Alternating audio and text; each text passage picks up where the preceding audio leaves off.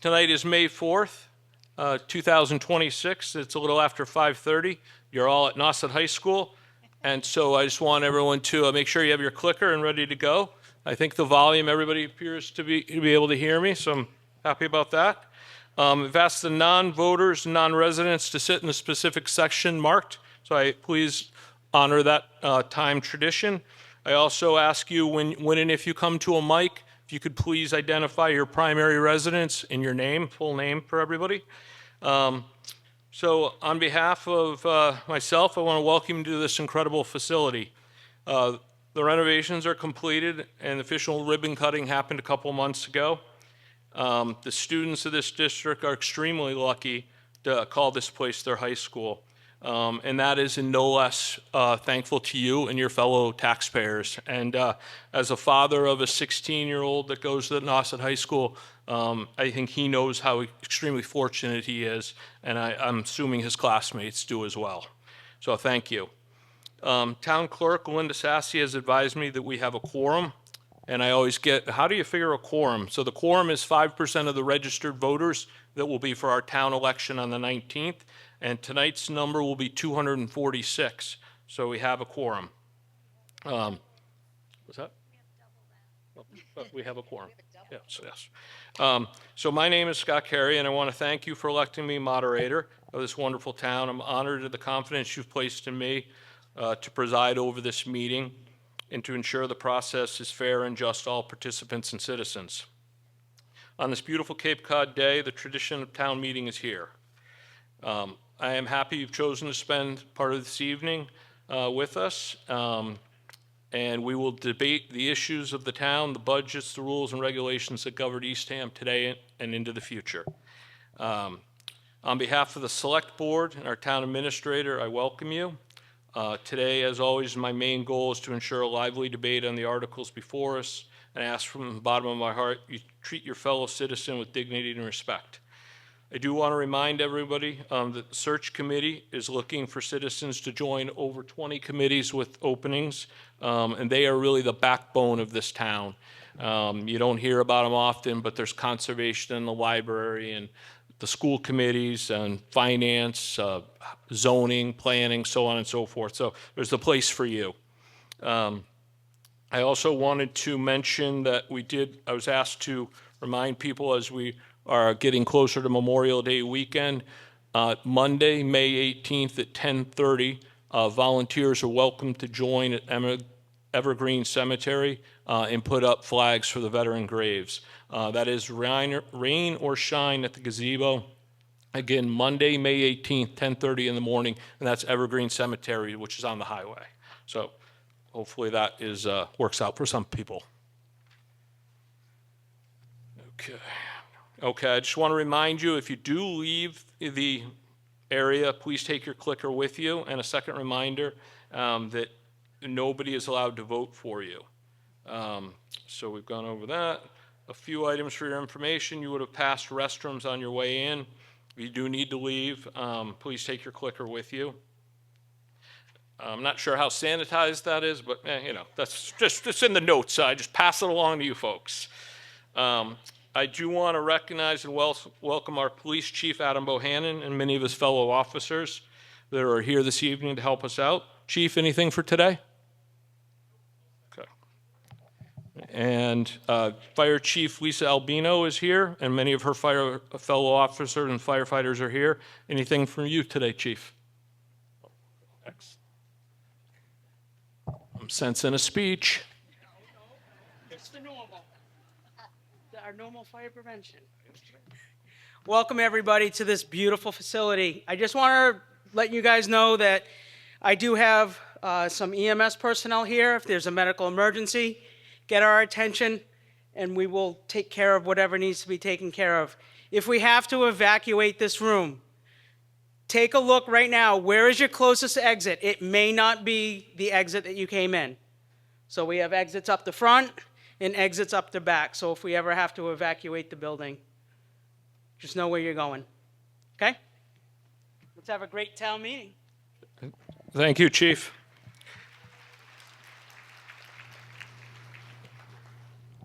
Okay. Additionally, the CERT team has been activated to assist this evening. They're instrumental in helping the police and the fire at the shelter this winter. They are hard to miss with the fancy yellow vests. Many of you must be looking around thinking to yourself, how do I get one of those? I wonder if I'll look good in yellow.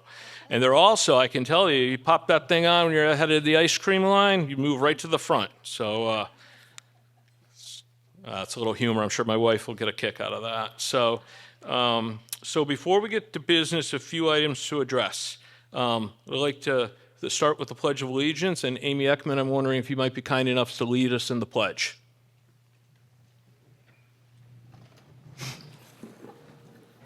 Where's the flag? Oh, the flag's up front. I guess you can all see it. I wasn't sure where it was. All right. I pledge allegiance to the flag of the United States of America and to the republic for which it stands, one nation, under God, indivisible, with liberty and justice for all.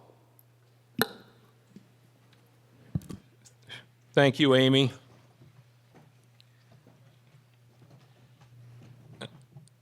Most of you must be aware that this is Amy Eckman's final town meeting as a member of the Select Board. As a town, we've been extremely fortunate to have Amy serve for so many years. Her love of Eastham is evident. Her work ethic is unmatched.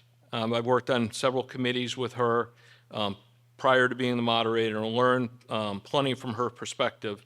When you think of the last 15 years or so and the milestones that have been met, her fingerprints are all over them. Wastewater, town water, Governor Prince affordable housing, tea time, town center land purchases, conservation, child care, and food initiatives at Eastham Elementary School, and much more. So I just wanted to say on behalf of myself and I'm certain for our other fellow citizens, thank you.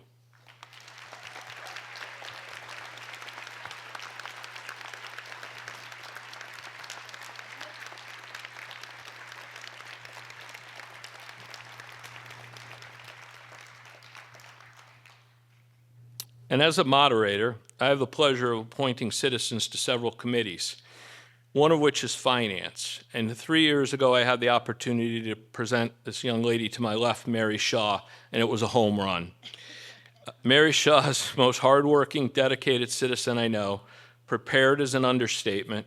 Mary has been on so many committees, the library wouldn't be where it is today or have been renovated without Mary Shaw. She's been a library trustee, finance, strategic planning, to name a few. And Mary's completing her term, and we wish her the best and thank her for her support and love of Eastham. Thank you, Mary.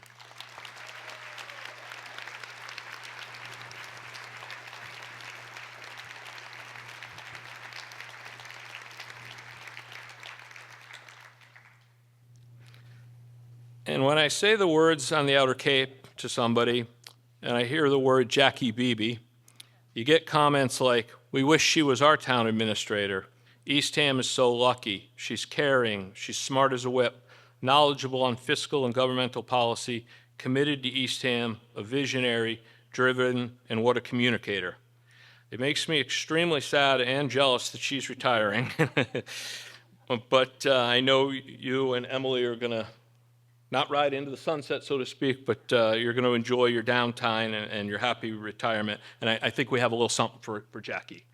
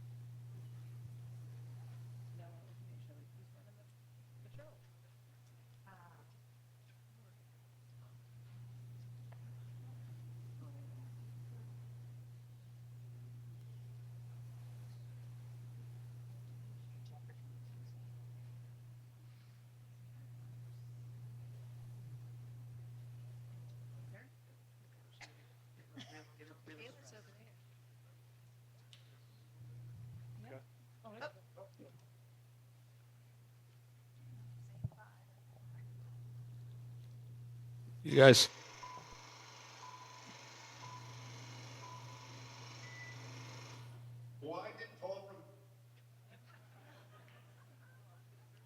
I don't know. Do you guys have this ready to go, or we could do it later?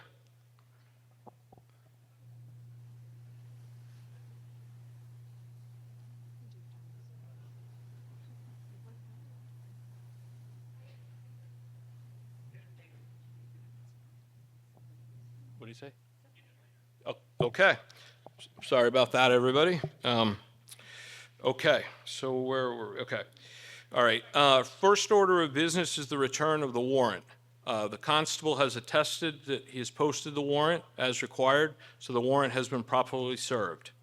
Linda Sassy is our town clerk. Do you have anything to add? Okay, so let's get started. Introductions for the select board. Amy Ekman, Bob Bruns, Chair Jerry Saracel, Vice Chair Suzanne Bryan and Jamie Dimitri. Finance Committee, Mary Shaw and Peter Wade, co-chairs. Paul Brown, clerk. Patty Anderson, Fred Goody, Kate Paradise, Ron Lenoy, Roy Maroli, and Stephen Konachuk. Our town administrator, Jackie Beebe, assistant town administrator and finance committee, or finance director, Rich Benevenu, soon to be town administrator. Linda Sassy, we went over, and our town council is Michelle Randazzo of KP Law. Thank you for joining us. It's a good time to thank everybody for putting this together, including the high school staff and the facilities department, the police and fire who've given of their time this evening. We appreciate it. Couldn't do it without you. As a reminder, any amendments to motions will need to be presented in writing. The town clerk has forms needed. We do have an amendment, and we'll get to that in a little while. The mics are located, and it has been my, and during my tenure as moderator, we have not required people to go to different mics for different opinions, so we'll honor that again tonight. And so if anybody has any questions on that, all questions should be directed through the moderator. Again, after you're recognized, please give your name and full address. Want to give a quick review of the warrant, which everybody's been given. Inside the front cover is the ballot, which will be on May 19th at Town Hall. And you can see there's a number of elections, the first section, and then there are five questions where you'll get to vote on those. And we'll come back to that because there is an area within the scope of the warrant that I want to bring your attention to as we get a little further along, but I'll come back to that. I just want everybody to know it. Then there's a table of contents. Then there's a report by the select board. And then there's a report of the finance committee. And then we kind of get into the meat of the order. So this is always an excellent time to remind people that speakers should get 2 to 3 minutes. Again, we try to honor if everybody's gotten a chance before we come back to somebody who's already spoken on the article once. The other thing that I try to do is if there is the town administrator or the select board of finance, I will try to get them into the mix out of order so they can address a question that may have been raised by one of your fellow residents. What's that? Yes, I see there's a light flickering behind me, but that's okay. Okay. Okay. And again, if just to remind people, if somebody does make a call the question, what has been my practice is that I will try to identify whether I feel like there's been an opportunity for people to speak before we call the question to give people a balance. And then when and if the question does get to that, it does require a 2/3 majority for that to be approved. Electronic voting, let's do a quick refresher. So I'll give you the heads up when it's time to vote. you'll see, I'll give you the heads up, and then the light will go on, and you'll have 30 seconds to vote. And you vote, if you're voting yes on something, you'll hit 1. If you're voting no on something, you'll hit 2. If you do need to change your vote, you just vote again. So if you vote no and then change your mind to yes, just hit the 2 to start, the 1, and then it'll automatically register your vote in the proper order in which you intended it to do that. So, all right, the light, our town clerk will keep track of the time. Anybody have a question? We'll get started then, okay. So let's do a practice vote. And so everybody has their clicker. The question of the day, will it be hot tomorrow? So if you think it's gonna be hot, you'll vote yes. If you think it's not gonna be so hot, you vote 2 or no. And then we'll tell you what the results are, and we'll see if that works.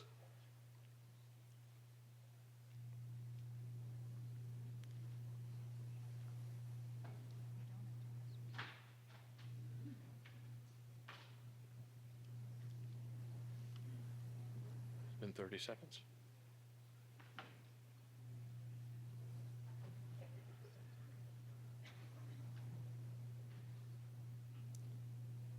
Okay, so it's been 30 seconds. The light's going to go off for 30 seconds. Okay, the light is off. Good, making progress here. And the vote totals were 217. It is going to be hot, and 286. It's not going to be hot. And I'm guessing in this scenario that the not hots probably had their ducks in a row on this one. So, okay.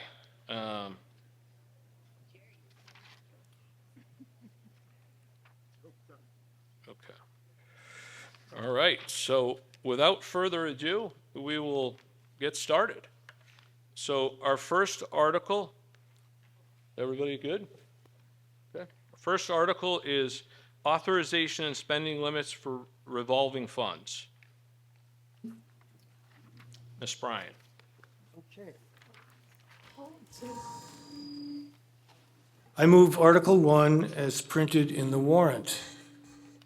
In case you're not familiar with the revolving funds, Hold on, we need a second. Second. Yep. Do we have a second? We have a second. Okay. Mr. Burns. just to give you a quick reminder, the revolving fund is for receipts that can be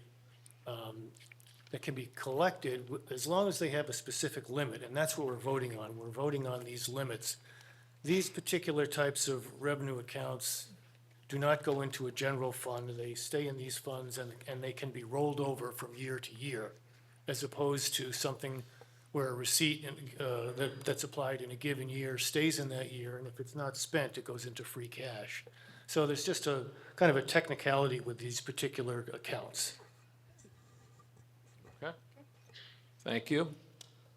Does anybody have any questions or comments on Article 1? Okay. Seeing no one, we will put Article 1 to a vote.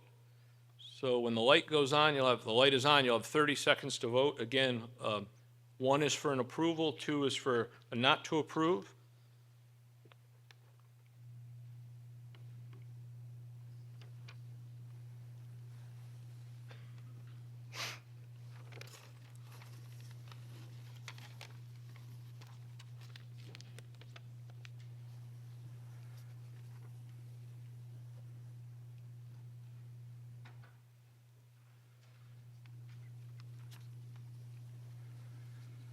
Okay, the light is off. All right, we have 494 yes and 32 no, so that Article 1 has passed. Which brings us to Article 2A, the General Fund Operating Budget. I move that the town raise and appropriate or transfer from receipts reserved and other available funds and accounts the sum of 961,000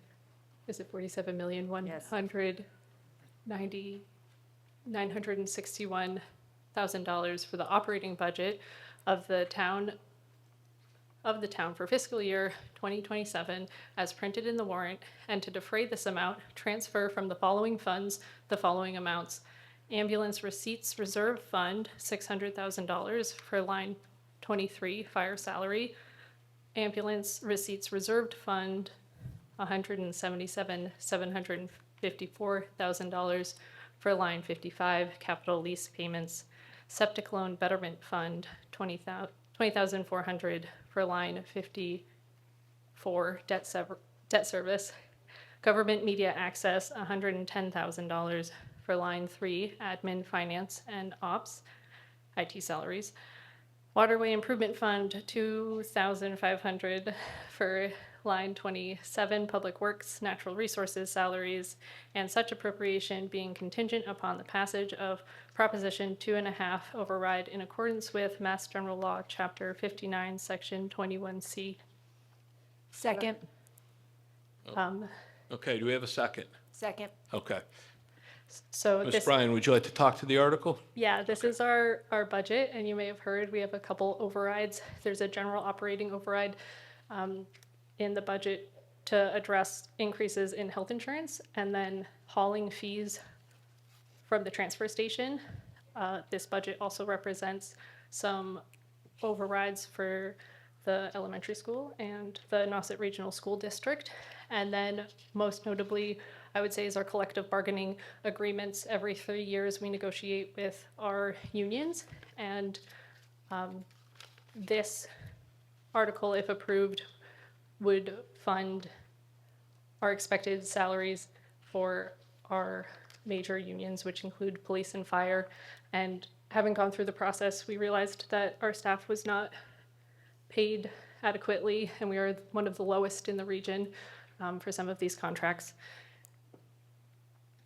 And somewhat for the school increases has to do a little bit with enrollment and then special education costs. Okay. Yes. I just wanted to follow up with what Suzanne said and just remind everybody, this is a level service budget. What that means is that all the services in this budget in front of you are exactly the same as we had in prior years. We did not add any staff. We did not reduce any staff. This is a level service budget so that you can move forward with a town that functions as you're used to it functioning without added roles. Okay, thank you. And so what has been the practice of the moderator for the last 20 years or so is what we'll do is ask if anybody has a question on the budget as a whole, and then we'll make a note of that. And then what we'll do is if there's anybody who has a specific question on a section, I'll mark those sections and I'll come back to you. So that way we give people who may just have a simple question on, like, say, line 32, for instance, we'll give them an opportunity. But if somebody wants to speak to the budget itself in its totality, we'll give them an opportunity to go first, just so we keep some sort of an order.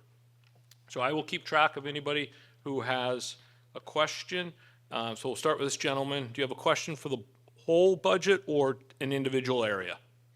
Individual area. Okay, so I'll ask you to hold on for a minute, and we'll. Can you give me the idea where your question is? Sorry, Bill Munger, 2151 Strand Yep. Way. I just wanted to get a breakdown of the 460,000 for the, No, I understand. Just tell me what's the line you have a question on? it's not in the line, it's in the text. Okay, all right, just, Is it broken down? okay. All right, just hang in there 1 second then. Just don't go away. Okay, so does anybody have a question specifically, seeing nobody on the budget as a whole? Does anyone have a question under the area elected in general? Okay. Okay, we got one, so if you want to come on up and get in position, we'll be ready for you. Does anybody have a question under municipal administration, finance, and operations? Okay. And the third area is town clerk and elections. Okay. The fourth area is community development and inspectional services. Okay. Health and environment is the next area. Okay. Public safety is the next area. Okay. Public works is the next area. Community service is the next area. Unallocated expenditures after that. Then we have elementary school district costs and school district assessments, followed by principal and interest payments on bonds, leases, and borrowing costs. So, okay. All right, so we'll start with this young lady right here. If you Okay, give me your name and address, please. Carol Zaglio, 227 Dyer Prince Road in Eastham. Okay. It's a very general question, and it's not a question, I'm not opposed to the information, but it's just something I'm trying to figure out. I compared the budget for next year, 47 million, with the budget several years ago, which was 38.9 million, which I think was tried to do like a 5-year change. And I saw that the budget has gone up about 20% over the period of time. And then in the language of the warrant, there are many explanations where the town does not like to do this. The town has tried very hard to find sources of free cash flow and, tried to mitigate the increase of the budget. And they blame this on inflation. But in the CPI, the inflation indicator for all of us has only gone up 14% in that same time period, according to statistics from the government. So my question is, we are all burdened by inflation. I just filled my gas tank today. It cost me $45 to fill a 2014 RAV4. And I filled the Highlander a couple of days ago, and that was $64. And so we're trying to help you provide the level of services which you're all entitled to, and we need you to provide those services to us. But we have a burden too, and nobody helps us with inflation. So why are we going to approve a 20% increase over this 5-year period when inflation has not gone up as much? Okay, so I'm going to ask somebody, maybe I'll start with our town administrator, to speak to the overall philosophy of the town over the last 5 years. I think that's your overall question. I think I'll defer any specifics to Rich, but in general, if you think about the last 10 years, we have added $130 million in debt service for the water system. So we have had 2 major infrastructure projects that we've been working on, and that alone, through those 10 years, we were borrowing roughly $20 million every 18 months or so.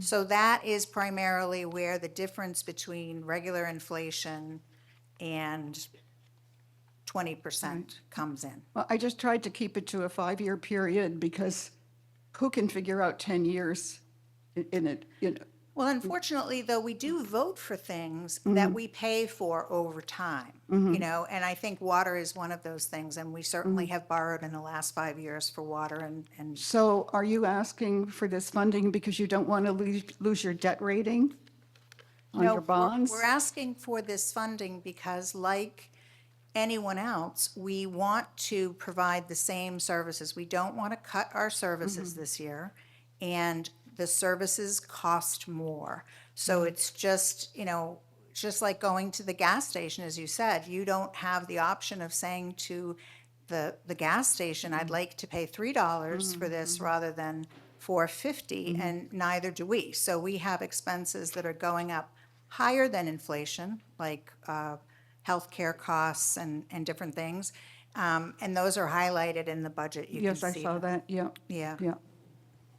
I don't know, it just seems like It's a just a lot. It's a huge lot. increase. Yeah. And in the warrant somewhere, it says that the last general increase in the budget was 3 years ago. So, just a lot of burden on the people of the town. Yes. Thank you very much. Okay. The gentleman behind her, please.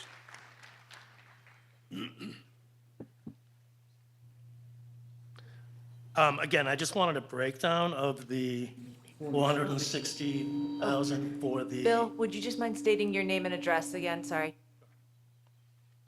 Bill Munger, 215 Wonder Strand Way.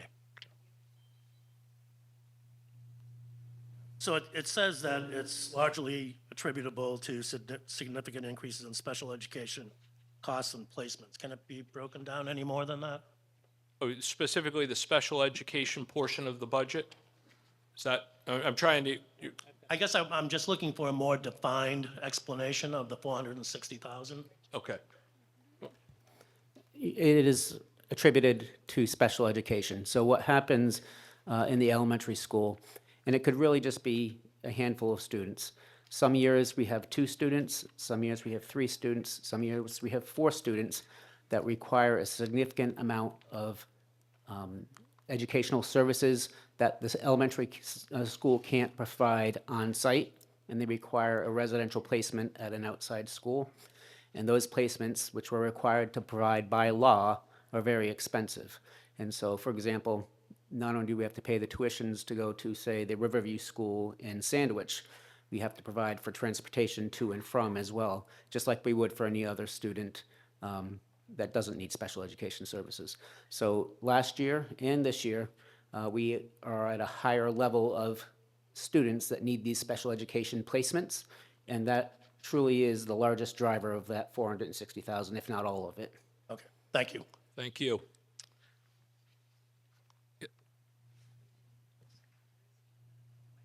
Where are we?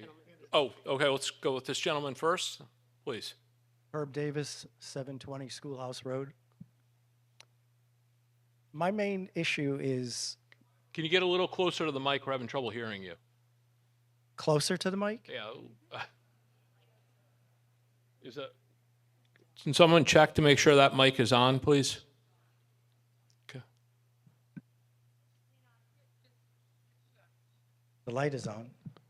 Okay. Okay. You just got to All get right, close to it. give it another shot, sir. Okay, okay. It's Herb Davis, 720 Schoolhouse Road. Okay. Okay. When we are short in the budget, how is that covered? When you don't have an allocation, you don't get approval for something, and you end up going over budget, how is that covered? So just for clarification, before I have somebody answer, are you asking like midway through the fiscal year if they've spent more than they're supposed to, or just in general? Whether it's halfway through the fiscal year or at the end of the fiscal year. Okay, it's a great question. Rich, do you want to tackle that one? Thank you. This town meeting needs to approve a balanced budget, a funded budget, and that's our charge, and that's what we deliver and bring to town meeting every year. So we have to ensure that there are sufficient revenues to cover these appropriations. And the amount, the 47.1 million that was in the motion to be approved, that is our hard spending limit. We cannot exceed that. If we have overages for one reason or another, we have to utilize, that's why we have a reserve fund, or we would otherwise have to slow spending, have a hiring freeze, or some other sort of mechanism to save funds to not go over that hard spending cap set by this town meeting. But we need to have a balanced budget, and what's proposed here is a balanced budget. The last part is, how often do you find that you go over that hard spending limit? In We the never- last several years? We never go over the hard spending limit that's set by town meeting. Okay. Thank you, sir. Hi, Nancy Benben, 585 Locust Road. And first of all, thank you to all of the people who worked so hard to put this warrant together. It's clear, it makes a certain amount of sense. And I know how much time and effort probably went into that, so thank you for that and for all of your service. I appreciate that you want to try to keep everything level and that you want to keep everything as it was. But the world that we're living in right now is not the way it was. And when do we get to the point where we have to say, we can't afford to keep things as they have always been? What is your threshold for when you start to say, we can't keep asking the taxpayers to keep paying this? And it's a real question. What is your threshold before you have the hard job of coming to us and saying, yeah, we don't think we can pay for this anymore? I'm not sure if there's a specific question in there. I think it's I'm going to speak on behalf of what I believe after being in town for 35 years. You're voting in some ways for this body that is then takes and does the best that they can with what what they have. And then it's up to this body out here to determine when and if you think that there is a threshold that has been met or crossed. So I'm not sure that there's a specific question there, but Rich can, dive into it. But that's kind of the yings and the yangs of democracy. No, yeah, that isn't really my question. My question really is, as you have your conversations, what is it that you start to say, wow, we just can't keep asking the taxpayers to keep spending more? We've had these big projects, we've had more overrides, we've had things that we've had to come back. The school costs more, the regional district costs more, we missed a few things. So when is it that you sit as a body, as a governing body, and start to say to yourselves, really, what are some of the issues that come to your table that say, maybe we can't? The answer is almost every 10 months out of 12. We start our budget process very early every year. We have this town meeting, we record the budgets, we set ourselves up to provide the services in accordance with budget starting July 1, which is our fiscal year. And then immediately in August with the Finance Committee, we set forth the schedule and the plan for the upcoming years. We do a 5-year financial projection. We do a year-end review to see the results of the prior fiscal year. In the fall, we do our 5-year capital plan and debt service projections. And all while, we are having those discussions and taking that feedback and adjusting accordingly. And that all leads up to the select board giving us a budget message in the fall. This year, the budget message was provide us with a level services budget and let us know what that looks like. So we do that, we put that together, we do salary projections with our staff, we do collective bargaining every third year like we did this year so that we know the rates and that we hope are competitive to retain our staff. And then we present a budget in January as a draft budget, which is the first full opportunity for both the select board and the finance committee and the public to give us any feedback. The feedback in January was keep moving forward, we're okay with this.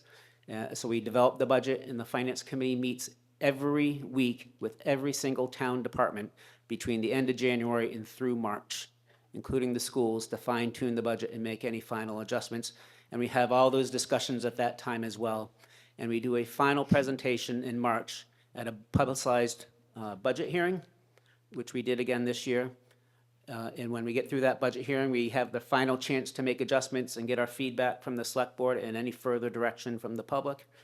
And then we work on in the last couple weeks of March and in early April to put this warrant together that's in front of you today for the final ratification or not of all that work that's been going on for about 9 months.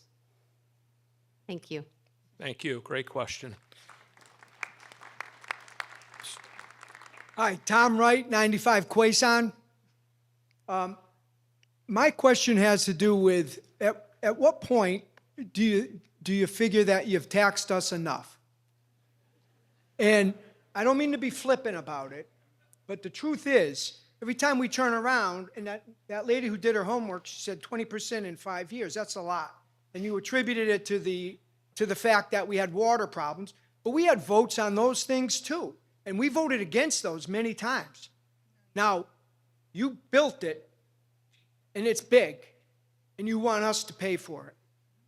And so what I'm saying to you is, we need to turn around and start looking at things that are important. And one thing that's important is these people here living a good life and being able to afford to live here. So I think there's a question in there somewhere. And if there isn't, I still would like an answer because it seems like a question to me. Okay. I didn't specifically pick up a question, but I'll give somebody to my right an opportunity to see if they can speak to it. Yeah. So when the town approves to fund the water project, which was affirmatively voted for $130 million, those taxes don't hit the year after you make that vote. In the case of the water project, it took 10 years of the project, much of which occurred in the last 5 years, to construct the project, set up the financing, and then ultimately pay the debt service related to that financing. So over the last 5 years, the budget has increased because that financing has come due on the water project. So the same situation not only with the water project, but with the Cape Cod Tech High School, which was approved within about 5 years ago. The Nauset Regional High School, this high school, was approved, and all that debt service is now starting to come due. And the first tranche of our wastewater project, which was approved, is coming due, all within these 5 years and in this budget. So when you look at the budget, the primary driver of tax increases has been the debt service on these large infrastructure projects. The actual operating budget, except for the three things referenced within the write-up of the warrant, has been pretty well managed and under control, generally around 2 to 3% increases per year. There's not much control we have over the health insurance, the pension, and the transfer station costs. And those are the three biggest drivers. Those three things by themselves, on average, go up about 10% each year. And I'd like everybody to keep in mind, post-COVID, when people mention the CPI, that's could be a regional average, could be a national average. Doesn't necessarily have a lot to do with reality here on the Outer Cape. We have seen significant increases in costs, and our collective bargaining costs and the salaries we have to pay are another significant driver in addition to the three things I just mentioned. Because of all the cost of living things here that you're experiencing, that translates into our employees. And when we did our research on our bargaining this year, we found that we are significantly behind, and we are actually our peer communities for wages, and we are actually losing employees to other communities because of that. And so the negotiations result in a pretty good increase for our collective bargaining, which contributes to that inflation. So not all inflation is the same, and wage inflation on the Outer Cape is pretty significant. I might just also add is you do have a choice. We are committed to the debt service for all these projects that have been approved, so we cannot cut those. And so if town meeting wants us to cut the budget, it's cutting out of the core services that we're offering, which is the public safety, public works, and all the community services and the supporting the services that go into that. So So Okay. no, so what I would say is then, why don't we try it and see where we are instead of always raising taxes on us? You know, it's one thing to raise taxes, but you guys have to go over 2.5 every chance you get. So, you know, that's it. That's my statement. Okay. Thank you. Let's go to the gentleman behind you. Mark Sidlowski, 260 A Queen little- Anne Drive. Could you start over? I couldn't hear you. Mark Sidlowski, Okay. 260 Queen Anne Drive, Thank you. right there. I just have the question, judging from what we've heard so far, and the fact that, yes, 9 months of budgetary process went forward. Do we have an answer to this budgetary problem as you present it with 2.5 override? To not have a 2.5 override, can you put the budget together without a 2.5 override? Thank you. Rich? an override is necessary when costs are going up more than 2.5%. Our revenue can only grow at 2.5%. Thank you. In order to accommodate a budget that does not exceed 2.5%, there would be a reduction in services. And that's not the direction we were given. We were given the direction, a level services budget, and this is the result of that level services budget. Salaries, transfer station, health insurance, and pension are all going up on average about 10%. When your revenue under Proposition 2.5 is allowed to grow 2.5%, it doesn't take a rocket scientist to know that that doesn't equate unless you're making cuts. Okay. Why don't we start with Jamie, and then we'll circle back to you. You know, just to kind of speak frankly with everybody, I think we're all aware of the rising cost of living, and it's a burden on everybody in this room. We don't like to exacerbate that. That's not our goal in doing this. But the reality is most of the Outer Cape towns are wildly behind when it comes to infrastructure, when it comes to town water. I mean, when you go off Cape, communities have had these services for decades, and they've been worked into their property taxes. Their property taxes are much higher than what we have here. And I'm not saying that the goal is to get us there, but the reality is, in order for us to be providing infrastructure that's up to standard with the rest of the state and country, we have to kind of get there, and there's going to be a cost associated with that. With that said, I wish I could freeze your property tax from the day you bought your house. If you paid $400,000 for your house, but now it's worth $800,000, I can't freeze that. It's the reality of where we're at right now for many reasons. What we can do, and what I'm hoping to get the rest of the board, together on is, we have the RTE and we have programs within our town that we can use to help year-round residents. Right now, we're not capitalizing on some of those programs, but we can. Those, Provincetown has a 35% RTE. We can go up to 15%, and you're going to see a lot of this impact offset with programs like that. So in the coming year, it's up to residents to speak in favor of these programs, to encourage the board to move forward with them, so that to offset things like this, we can make those moves for you. But this is our reality, and it sucks, but here we are, and we have to kind of figure our way through it. Okay, thank you, Jamie. Yes, Scott? Mary Jane Kearns, 1195 Bridge Road. My question is, how did these transfers, these 5 line items of transfers, how does that work with the 47 million? Is the difference, is the 47 million reduced by those transfers, and that's the tax levy? Or, I'm not sure how I just don't understand what the transfers are. The answer is yes. The reason for the all trend. right, hold on one second. It's a great question. Why don't you tell everybody where they see the 5 lines? So everybody's looking at the same thing. Well, it's in the motion that's on the screen. So these but it's 5 not up in the here? book. Okay. And yes, those amounts are funds that are available to us that don't go to our general fund, and we've identified them as available to fund the budget and offset the increase in property tax. Okay. Thank you. Thank you. Yes, sir. Mark Budnick, 120 Cross Car Way. I got 2 things. One of them's a statement, and then one of them's a question. There's people wondering who makes these decisions on when taxes go up, and how come we're, when are we going to stop this? We do that, people. That's what we're in the Commonwealth of Massachusetts. We make that decision. I was in Public Works, and I know how the boards work. We got a finance committee that's looking at all these things, and the town administrator and the board of selectmen, they hear things all year long, and they're trying to figure out how to make this work to keep services. But we decide that, people. That's what we're here for. So this is our time. If we have a problem with it, let's deal with it. If we don't think that there's too much for us, we vote against it. If we want to keep the services and stay the way it is, then we vote for it. So the other point I want to make is I was in Public Works for 13 years, and I had the $3 million budget. And each year I went through this process, and I was asked to evaluate outsourcing services every single year. I was asked to find something in my budget and come up with a determination and evaluate whether or not there's a cost savings. Most of the time there wasn't, but there was a few times where we were able to save some money, and it also was lucky enough I didn't lose any personnel because of that. Does the town do anything like that? Does the town look at outsourcing anything? Has there been any studies on that? Okay.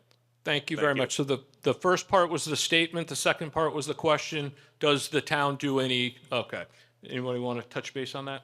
Yeah, we evaluate the opportunity to outsource or save money in each department, in each operation every year as part of the process.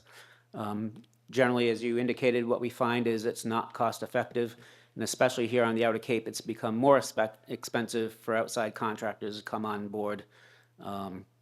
Not to mention the reliability and the following through of actually getting the job done when you're relying on often off-Cape contractors. So if we could do that and save money, we would do that.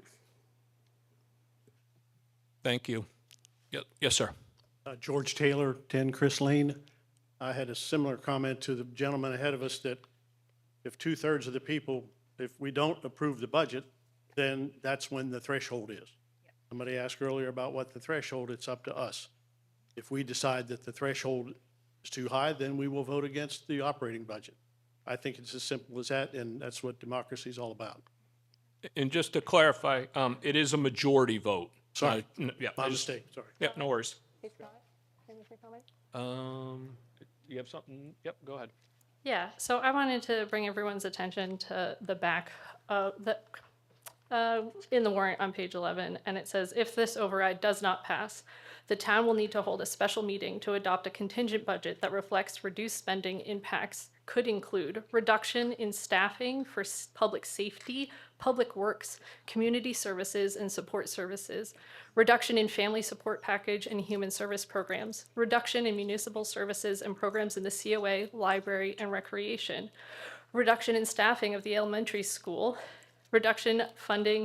reduced funding for our capital plan, delaying capital projects, and increasing borrowing impacts on our planned funding for our wastewater projects. And I want to really highlight that it would mean cutting staff. It would mean cutting services. When we say it's a level services budget, it means that the services that you got last year at the library and the police station and the COA and the beaches and town hall would remain the same. As part of the budget process, which I found really helpful, the finance team put together a graphic that showed how much of our budget we have control over. I will note that we do not have any control over how the schools create their budget. We receive their budgets and we roll them into our town process, but we cannot we are not in charge of their budget. The school committee is, and the regional school committee is. So that's like one cost that we are not in charge of. And so there's the debt service that is fixed. There's the school budget that we don't control. And then it was broken down by department and how much of it is like supplies and how much of it is staff. And when I say the amount of staff that this would impact, I mean it. And the costs, we also don't control. We don't get to control how much we get charged for hauling trash off Cape. If I could have them do it cheaper, we would, but we don't have any control over that cost. And then health insurance is still a private industry, and they tell us how much it's gonna cost, and I don't know if we have the option. We can't haggle with them about how much we pay for health insurance. Anyway, if this does not pass and you do not want to do this, the select board and the town is going to need more input from the residents on what services you want cut. And that may sound harsh, but I mean it very literally. I want you to tell me what you don't think is valuable to keep in our budget. And we had those conversations and we looked at it, and Bob asked 5 ways from Sunday, what can we do differently to bring this down multiple times? So Thank you. I just want you to take this very seriously. I understand that the increase is considerable, and we are not the only community in Massachusetts facing this question right now. Okay, thank you. David Sutherland, 585 Locust Road, and like so many people here and people who aren't at this meeting, I love the services that we get from this town. I remember 2 years ago, I got up and spoke in favor of hiring 2 new police officers. Maybe it was 3 years ago. And after hearing you all explain that we were understaffed in our police department per capita compared to many other municipalities, and I think our police department just does an amazing job. And you just listed the library, the council of aging, so many agencies here and so many people that just do an amazing job. And I really appreciate all those services. But I also gulp when I look at the escrow on our mortgage. But that's the reality, as you, I think, have been compellingly explaining. Everything is going up, and it's just a reality. And I trust that you folks are trying to really go bare bones and find other health insurance that would provide decent coverage for less money. But as somebody else explained, we're trying to compete with other municipalities all over eastern Massachusetts for staffing. And it's so hard to get staff out here. So thank you so much for all you're doing. I'm going to vote for the budget and the override, and just feel so grateful for what we get from this town. Okay, thank you, sir. I didn't hear a question in there, so I'm going to go to this young lady over here. Lisa Radke, 415 Meeting House Road. Just kind of to write on what she was saying, we got to look at reductions maybe in staffing. Are we looking at our remote worker that's working from Spain, or I believe there's an IT person working from Florida? Why are we not using local people and we're still paying these people to work remotely when their jobs here have been replaced? Okay, was there a specific question in there? Well, I want to know why we haven't looked at not paying them anymore when their jobs here have been replaced. They have people working in those jobs here now, but we're still paying somebody over in Spain to work remote and somebody in Florida to work IT. But Okay, we've hired other people. I'm going to defer to, I'm not sure. We do not have anybody in IT working from Florida, so I'm not sure where that comes from. We do have an employee that was in the middle of rolling out our permitting software, among some other projects in our assessing office, that did relocate, and we are paying her a part-time wage, local wage, to work remotely, and that assignment ends no later than June 30th. Okay, thank you. Thank you. Jill Brookshire, 710 Schoolhouse Road, and very appreciative of all the services, of course. The first responders, police, everyone. I don't want to see things cut. However, if we can't afford things, we can't have it all. Have we talked about selling tea time? Have we talked about selling town center? I don't know. We're not bringing in any money from tea time. I'm not sure what money we're bringing in from town center. Like, I don't know why we're owning so much especially tea time. I know that there's been planning, but maybe it's time that we look at other things that we can't have it all. I don't know. I know that's not a popular view, but it's definitely a thought that I have, and I just wanted to say that. Yeah. Thank you. Do you want me to answer the question? Barbara Niggle, 455 Harvest Road. I'm probably one of the highest commercial properties in paying taxes, and I have two homes. I have a rental house and I have my home right down the street. But I have to say, I've been dealing with a life-threatening family illness for 2 years. And if it wasn't for the Eastham fire and EMTs, I don't think my family member would still be alive. I don't think we would have made it where we had to go. I also have to say that I did have a meeting with Rich and asked him about some of these questions, and I totally support this override and I support this budget, even though I know I'm going to pay for it down the road. I know I am.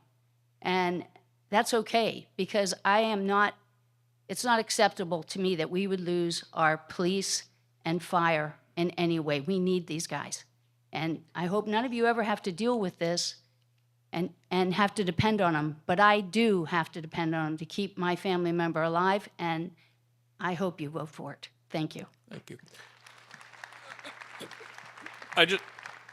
Jill, I was interpreting yours as a statement to look at all of the things that we own, including Tea Time and Town Center. I didn't know, did you have a specific question in there?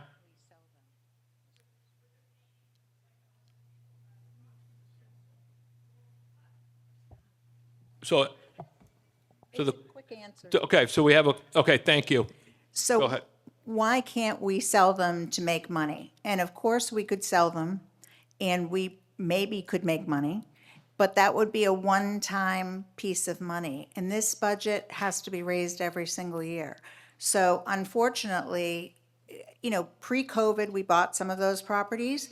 Post-COVID, we're hanging on to them, but we definitely, selling them would not help us with this override or any overrides, because it would be a one-time sale with a one-time piece of money that would maybe help us do something else, but it would not help us pay for the budget. And I'm sorry, but that's the truth.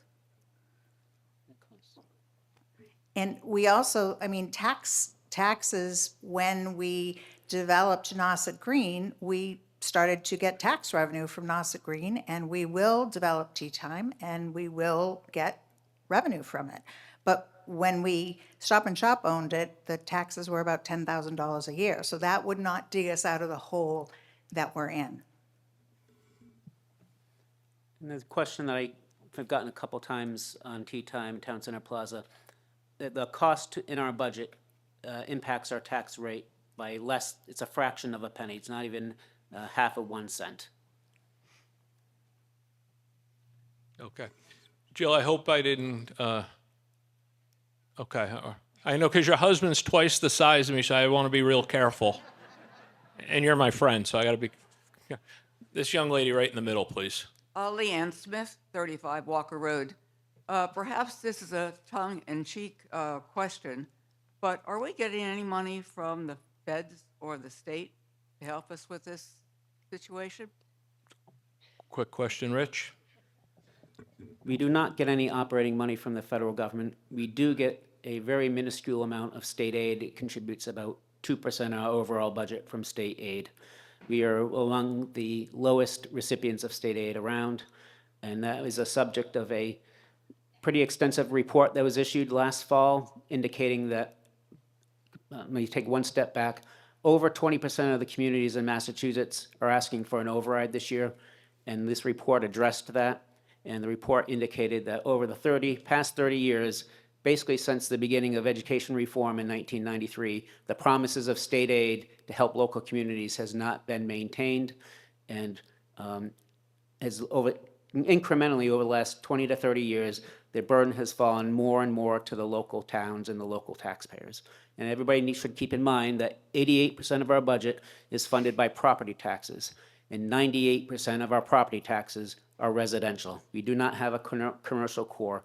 So unlike towns and cities in the metro area where a lot of you may have come from or in other states, lots of those tax bases are 1/3 residential, 2/3 commercial, and the commercial tax rate is 2 or 3 times higher. So when those cities and towns pass budgets, it's much more diversified throughout that city or town, picked up a lot by the commercial sector.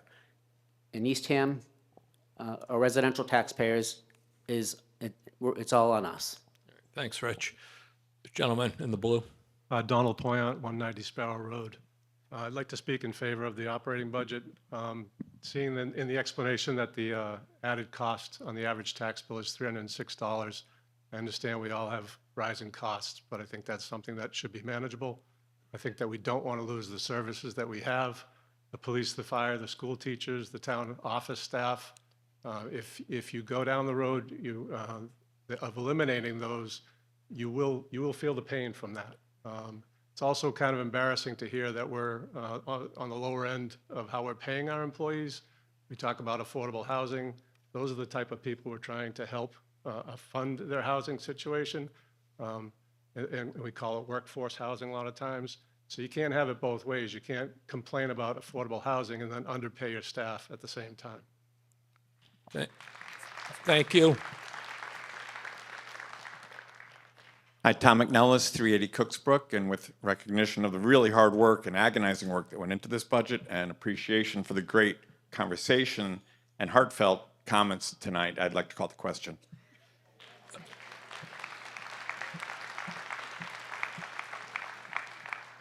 I think we're getting very close to that, but I do want to, we had a gentleman at the mic before you called the question, so we're going to give this gentleman a chance to speak. Thank you. Yeah. This is a specific line item question, if it's okay to ask. Paul Basso, 390 McCoy Road. So we talked about the value of our public safety and police, and I noticed that the budget increases for town officials, admin, ops were 5%, but our public safety salaries are 3%. So can you help understand the difference between the increases in their salaries? All right, just to try to get my hands on that question, can you narrow it in a little bit for me? There's a line item that says salaries for finance, ops, and admin, 5% budget increase. Okay. And a line item for police, and a line item for fire is 3%. So Page 12. I'm looking for to understand why the salary increases of our public safety officials aren't at the same level as our town administrative officials. Okay. So my gut is you're looking at line item 3, where it went up 5%, because that's the one you referenced. Can somebody speak to that line specifically? Rich, Yep. line 3. It's a good question, a good, identification. It's a little bit of an anomaly. Articles 2A and 2B, where we ask you to combine, to approve the collective bargaining, are really the totality of the operating budget, and everything that we've written includes, in the narratives, concludes both. It's just an anomaly in the sense that a lot of the collective bargaining and the wage increases for public safety are in the 2B, and less so on the administrative staff because they're not part of a union, so it's reflected on 2A. Got it. But Thank you. significant increases in public safety to support those employees, and less so increases on administrative staff. Thank you. Thank you, sir.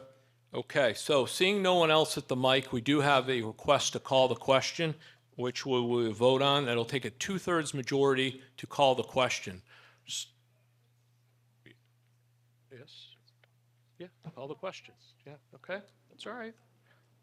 Okay, so the light is on. You'll have 30 seconds to vote. 1 is yes to call the question. 2, you want more debate on the question.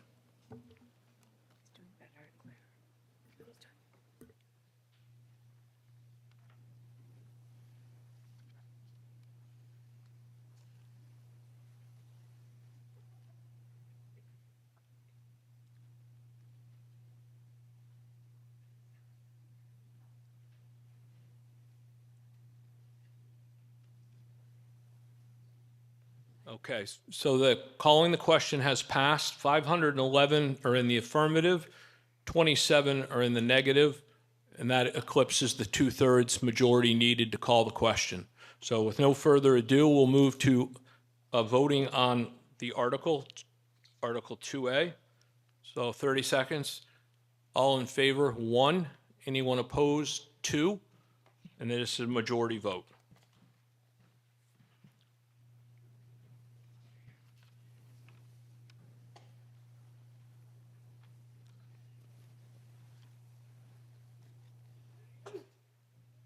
Bless you.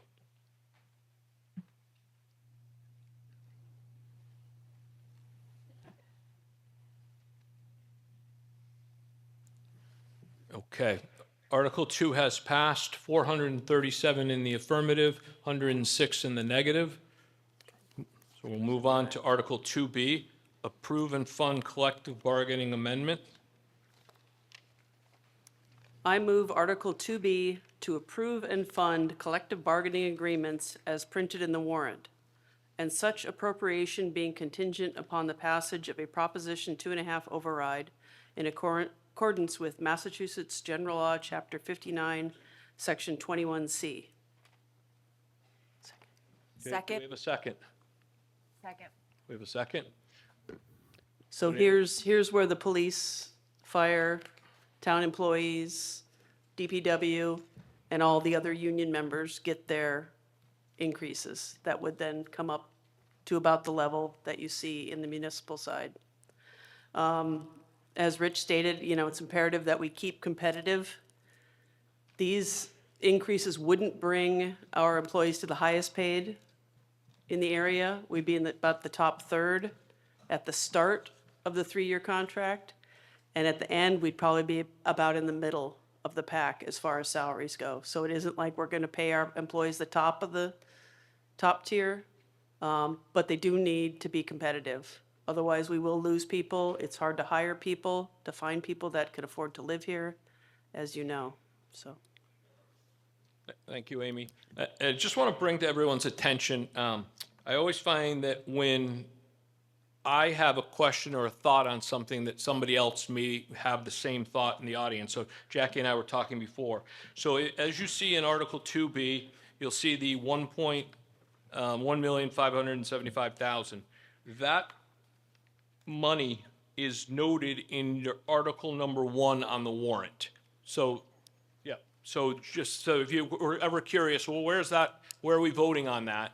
That is in Article 1 with the other two items that were part of the budget override in the prior article. So I just On thought the that was ballot. helpful for people. On the ballot. On you the mean. ballot, Yeah. I should say, yeah. So just, okay. Hopefully that was clear and helpful. I'm not sure, but I tried. Article 2B, anybody wish to speak to it? First, I wanted to say I'm for it, for the All right, budget. you're gonna tell us who you are, David please. Ritchie, Ireland Way. I'm for the budget. I think it's great. Looked at the increases. They're barely at inflation. I do understand you need to keep these positions filled. I'm all for that. My question really is it enough? Because right now we're saying we're behind on police and fire, and I do realize, you get an opening in Harwich, junior firefighter goes to Harwich because they make more. Can't blame somebody moving up the ladder. I would do the same thing. Right now, if we're under Harwich, right now in the town meetings in Harwich, they already said they're under against other competitive towns for themselves. And so they're voting to raise the Harwich Fire Department pay, and I think probably the police, I imagine. So my question is, are we going up enough? Did you look at that? Does the chief do that? Both chiefs, obviously. And will we need to, are we going to lose people when they retire and not be able to fill these positions? And what's going to happen next year? Do we need to go up, even a double catch up next year? I know you have a contract with the union. Maybe the union didn't ask for enough. I don't know. Okay, we'll I get didn't some. negotiate that. But it's just a question in general, because we may be coming back again next year because the chiefs can't fill their positions.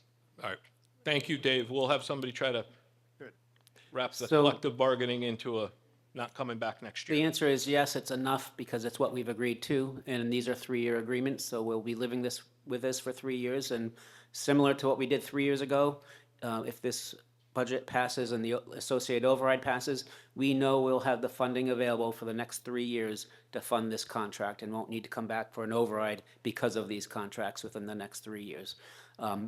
Yes, when we enter every negotiation, we look at all the contracts in all of Cape Cod. This puts us in both police and fire pretty much spot on, if not slightly ahead of Harwich. But Harwich contract expires a year sooner than ours. So Harwich in 2 years will have the opportunity to become higher than Eastham. And on the cycle goes with multiple towns on different schedules. But yes, we absolutely look at that and then we benchmark ourselves against our peers to make sure that we can be competitive. It'll be the Dave Ritchie Fund for collective bargaining. He could start passing the hat. I know. Understood. Excellent question. All right, anyone else want to speak to Article 2B? Seeing no one, we'll put Article 2B to a vote. Again, you'll have 30 seconds to vote. 1 is to approve, 2 is to non-approve.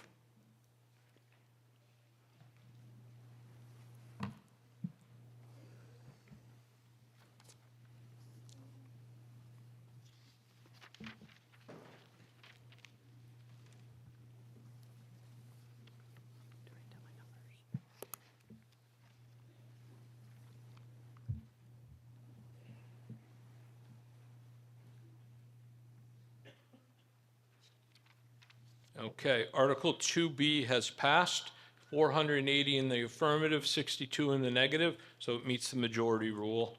We'll move on to Article 2C, to approve and fund Water Enterprise Fund operating budget. I move that the town raise and appropriate from water enterprise retained earnings the amount of $1,035,678 for the Water Enterprise Fund operating budget for fiscal year 2027, as printed in the warrant. Second. So this is just a transition from the, let me make sure I get this right, from the Water Enterprise Fund to the Water Resources Enterprise Fund. Since we're going to be doing wastewater, this account will be used for the operating expenses for those systems. It's not an override, it's not anything like that, it's just transferring money from one account to another. Anybody else have any questions on Article 2C? Okay. Seeing none, we'll put Article 2C to a vote. You have 30 seconds to vote, and this is also a majority, 1 for a yes and 2 for a no.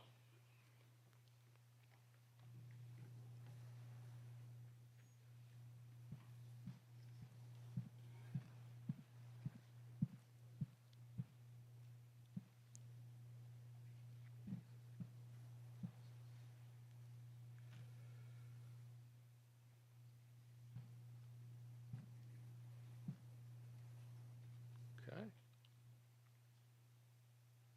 Article 2C has passed, 502 in the affirmative, 31 in the negative.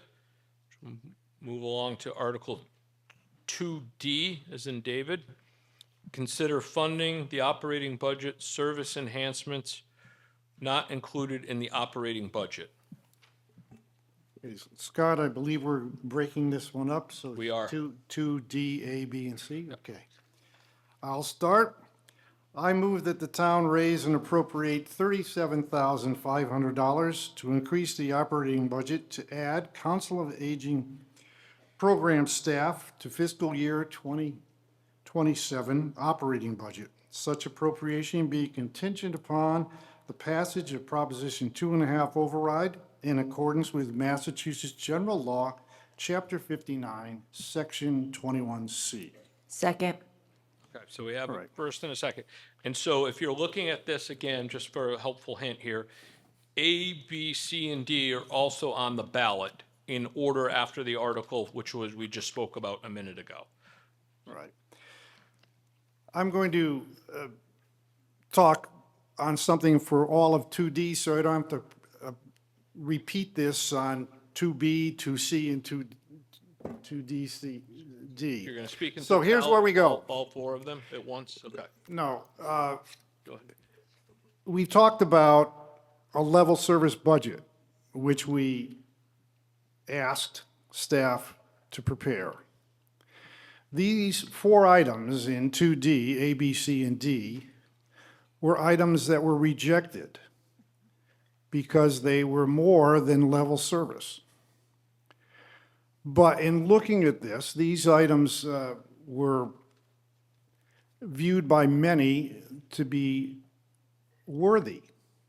So the select board decided to bring them to you for a vote so that the citizens of Eastham can vote yes or no on whether they wanted to add these items to the operating budget, which would increase taxes. So all 4 of them, if they pass here and then pass on May 19th in the override, questions 2, 3, 4, and 5, separately delineated, it would add $37 to the taxes of a median-priced home in Eastham, and I believe that's $780,000 is approximately what a median-priced home is. So that's what those are. My motion is on the first one, and I'll talk on that. This is to add a staff person, not full-time, to the Council on Aging to handle hybrid programs. This position has been filled, paid for by a grant 2 years ago, and then funded this current year by the Friends of the Eastham Council on Aging.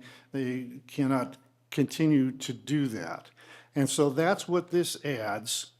And this particular addition, if you vote yes on this, and you vote yes on question 2 on the 19th, this would add $6 of that 37, $6 to the taxes, annual taxes of a median-priced home in Eastham. Okay, thank you, Jerry. Would anyone specifically like to speak to question 2 or Article 2D, A as in apple?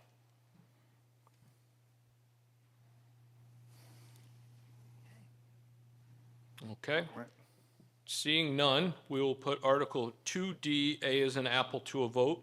When the light goes on, you'll have 30 seconds to vote. 1 is for yes, 2 is for no.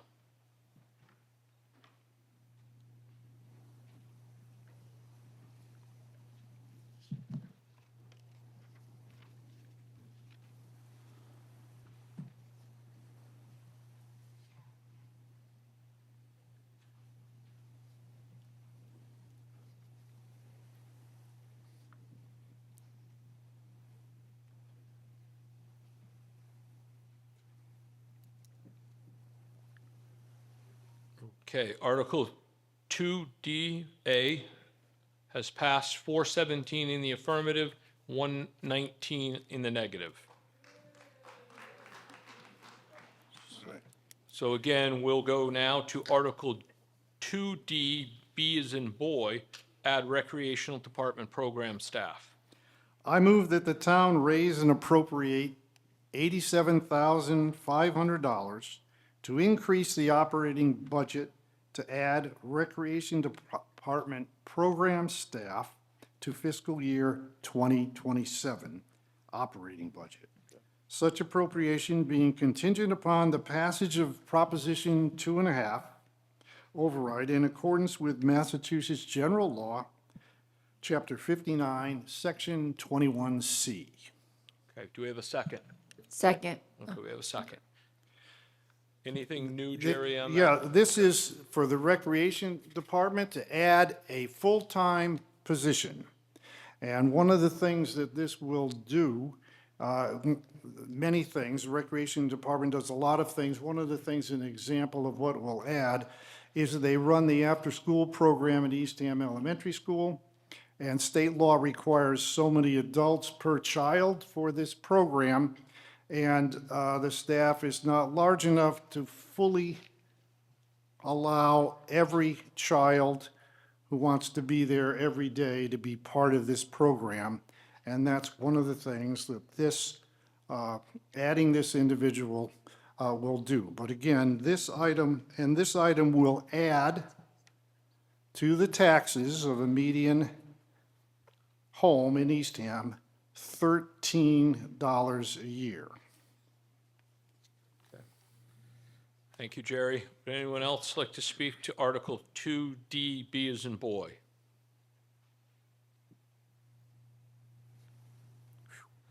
Okay, seeing no one, we will put Article 2DB to a vote. That's 30 seconds to vote. Oh, I better vote.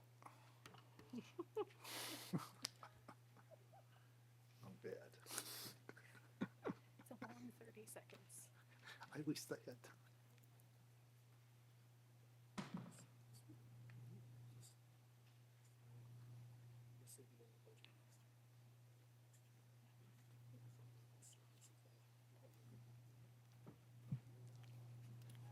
Article 2D as in David, B as in boy has passed, 405 in the affirmative, 131 in the negative. Which brings us to Article 2D, C as in Charlie, expand online permitting town-wide. I move that the town raise and appropriate $45,000 to increase the operating budget to add expanding online permitting townwide to fiscal year 2027 operating budget. Such, excuse me, such appropriation being contingent upon the passage of Proposition 2.5 override in accordance with Massachusetts General Law, Chapter 59, Section 21C. Second. Okay. Okay, this is another one of the rejected items that would be an add. This would allow to expand online permitting throughout the entire staff, throughout the entire operation of Eastham. This would reduce some time and so forth for staff. It will make it easier for applicants, businesses, and residents asking for permits to make it easier. This $45,000 would be for the software needed to expand this program townwide. And it would add, it would add $7 per year to the taxes of a median assessed home in Eastham. Thank you, Jerry. Would anyone like to speak to Article 2D, C as in Charlie?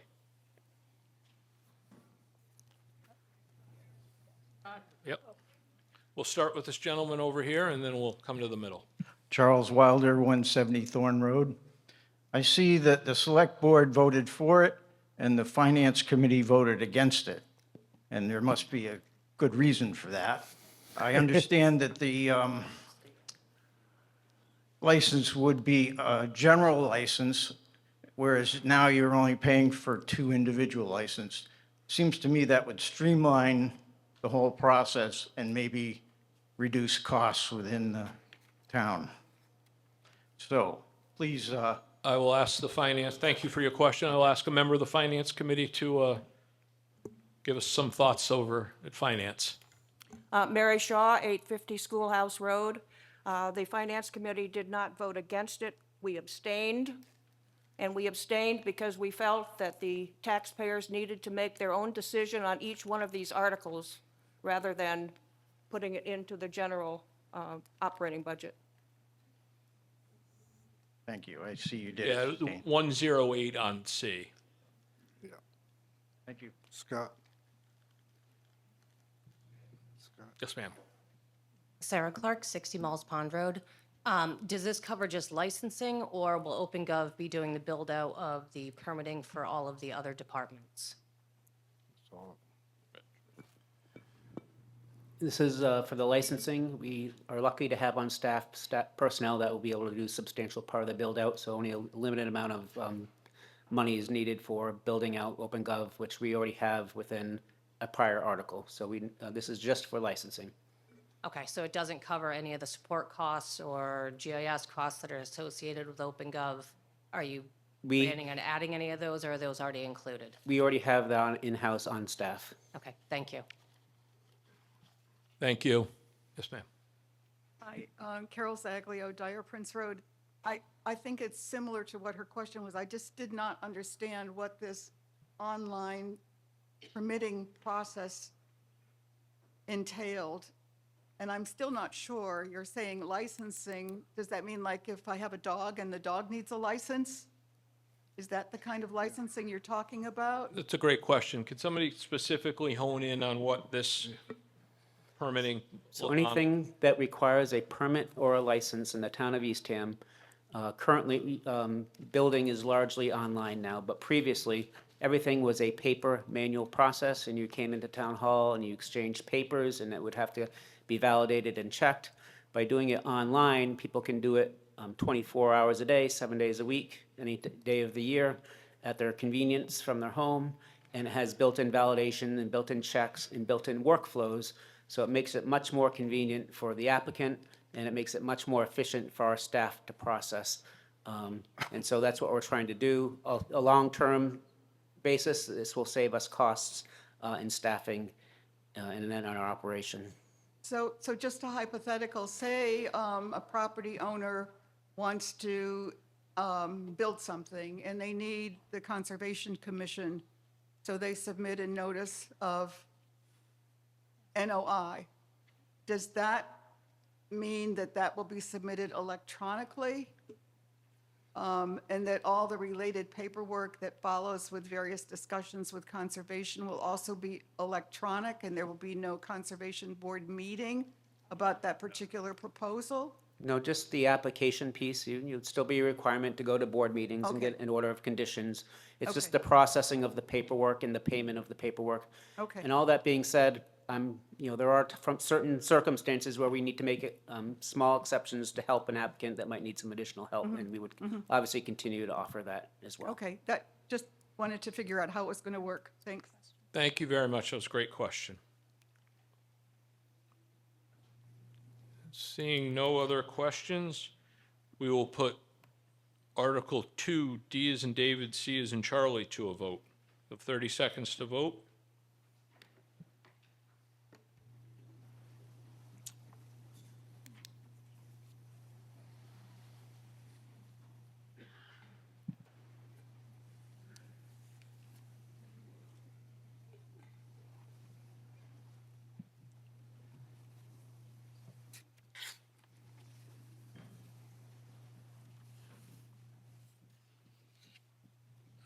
Okay.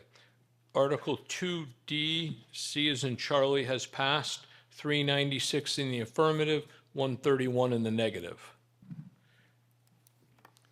Our next is Article 2D, D as in David. Increased funding to preschool tuition program. I move that the town raise and appropriate $75,000 to increase the operating budget to add increased funding to the preschool tuition program to fiscal year 2027 operating budget. Such appropriation being contingent upon the passage of Proposition 2.5 override in accordance with Massachusetts General Law, Chapter 59, Section 21C. Second. This, our community support package that the town passed quite a few years ago, we created a preschool tuition program to help families with young children to cover the cost of preschool. The program has been a bit too successful. It has increased costs above what our level service appropriation would create. So this would increase by $75,000 the funds available, the 300 over and above the $396,000 that's already in the budget for helping families meet the costs of preschool, helping Eastham families meet the cost of preschool for their children. This item would add $11 to the taxes of a median assessed Eastham home. And I did forget to say one thing way at the beginning.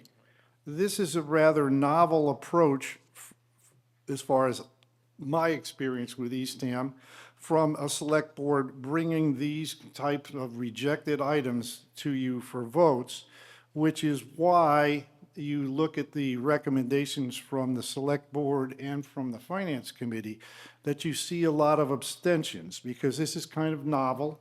And some of us thought that there is no need to make a recommendation, since our recommendation is it's up to all of us to vote for it. There you go. All right, thank you. We have a gentleman at the mic, please. Again, tell us where your name and where you're from. Federico Larco, 800 Governor Prince. And I'm just curious, by adding this, what's the estimated number of families that will be supporting with this help? Right now, we have 78 kids that are in the program, and that's, when Jerry says it's been a success beyond our funding capabilities. So if we don't vote this, then we would have to cut the subsidy. We wouldn't eliminate the program, but we'd have to cut the subsidy. That answer your question, sir? Okay, good. So it's not for additional support, it's just support to keep the 78 families whole? Yes. Maybe. So it's costing more than it used to keep the 78 families, yes. We've grown. All right, and we're growing. Okay, thank you. Yes, ma'am. Hi, Bridget McKenna, 10 Juniper Way. First time speaker, long time listener. Thank you. To me, this is one of the most impactful pieces on the warrant to the community, and so I was really surprised that it wasn't recommended by the Finance Committee. I appreciate Mary's answer that it was up to the voters. I'm speaking as a proponent of this. I am one of the families who's enrolled in this program. I have two 3-year-olds at Cape Cod Children's Place, And without this, my husband and I would not be able to return full-time in the workforce. So this has kept us in our jobs. You know, it's almost impossible to be a single provider family anymore. And we do need two incomes, as everyone, you know, here is experiencing the increased costs. And not only that, the social component of child development, and it's just a wonderful asset that we have, and I'm really grateful, and I hope everyone votes yes for this. Thank you. Thank you.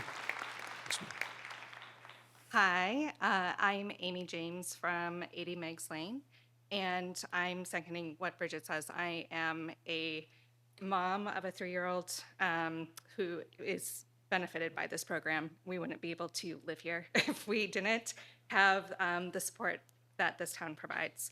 And I would just strongly recommend that, you know, it would be disastrous to have to decrease this for the local families that do rely on the assistant, because it doesn't fully fund the costs that we actually have, where we're still paying for these childcare before they're in kindergarten. So it's not like we're getting a free ride, but your support does help. And I just want to lend my voice to asking for that continued support. Thank you. I'm Rick Knight. I'm from 6 White Pines Drive, and I fully support this this program and suggestion. I think it's one of the highest priority things the town can do. My suggestion is that we think about the process of bringing these in front of town meeting, and we are clearly bringing high priority items here for a vote. We should think about changing the process so we bring the lowest priority items that might be more candidates to be cut to a vote by the town meeting rather than something that's obviously a high priority item. Thank you. We already cut it. Seeing no one else speaking to Article 2D, Section D. So Article 2D, Section D, we'll put it to a vote. You have 30 seconds to vote once the light is on.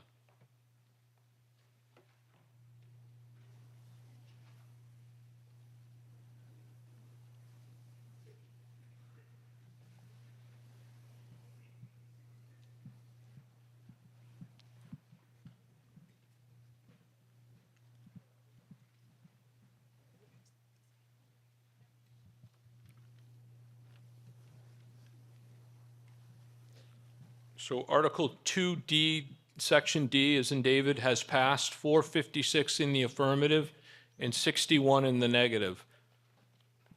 And I can just say, as the moderator, now that we voted on that, we're happy to see the two young ladies with children here in the audience tonight. We want more and more of that in Eastham, so we're glad you're here.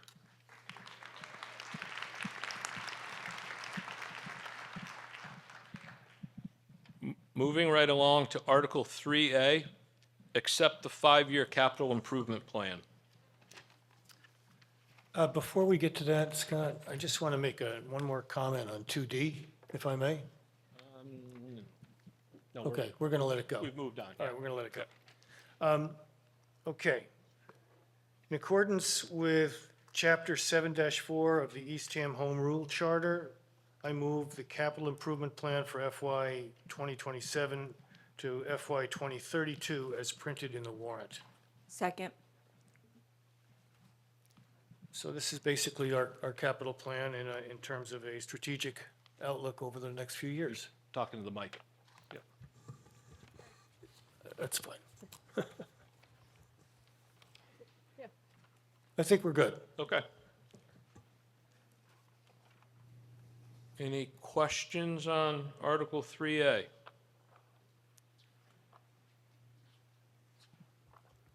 Okay. Seeing none, we will put Article 3A to a vote.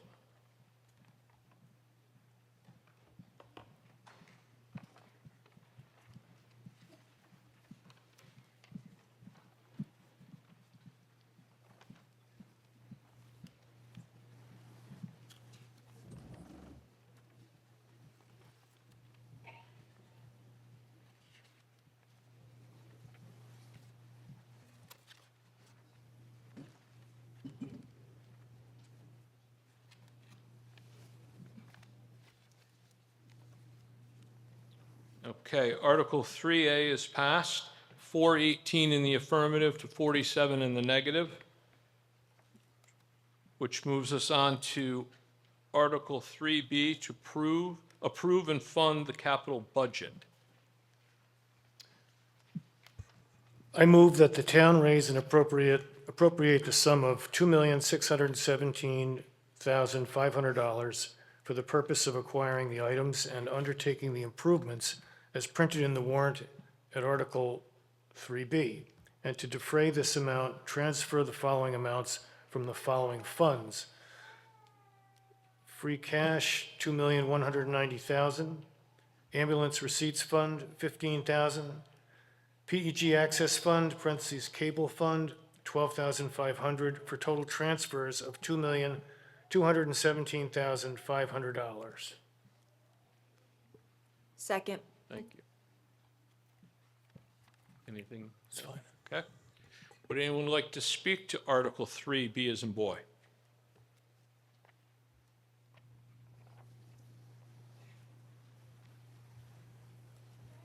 Couple people moving around. I think we've got a participant. Matt Getty, 20 Maria. Can you speak to 10A, what the 100,000 for tea time is?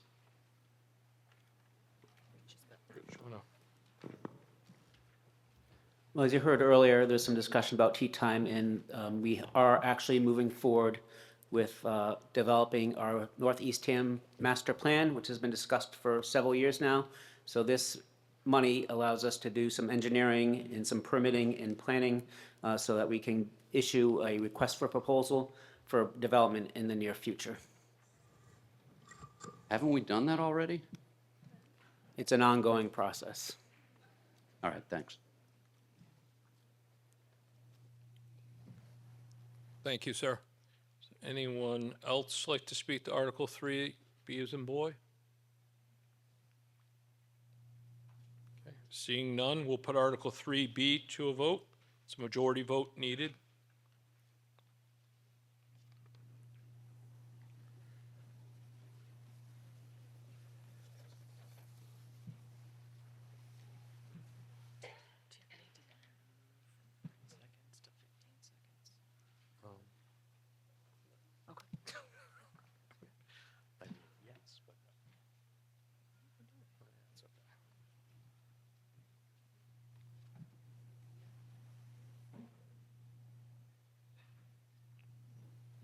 Okay.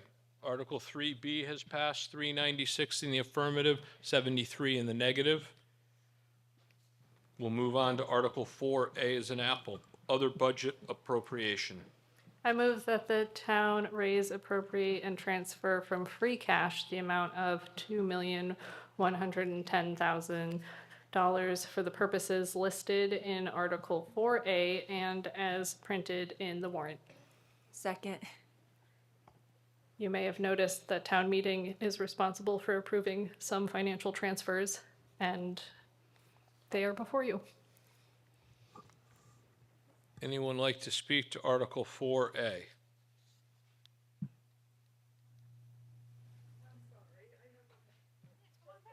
Can you come to the mic, or?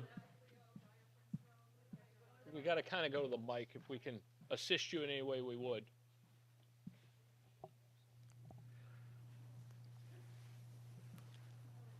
I apologize for so No. many questions. No. Zaglio, Dyer Prince Road. The question I have is, lots of funds are being transferred from free cash. What's our free cash?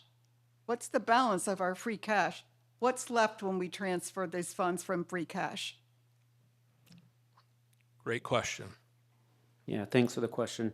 This past year, we had free cash is provided once we have budgetary savings.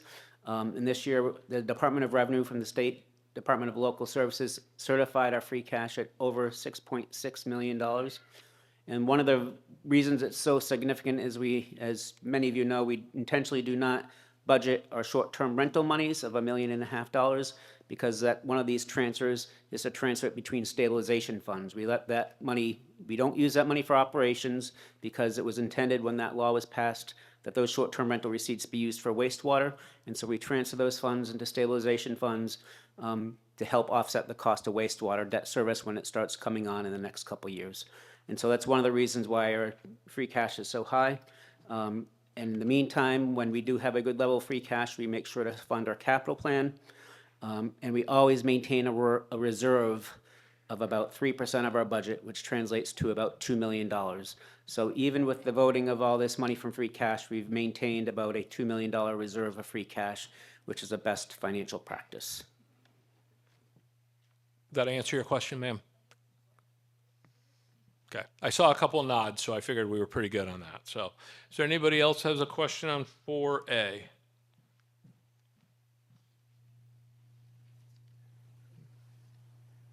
Seeing none, we will put Article 4A to a vote. You have 30 seconds to vote.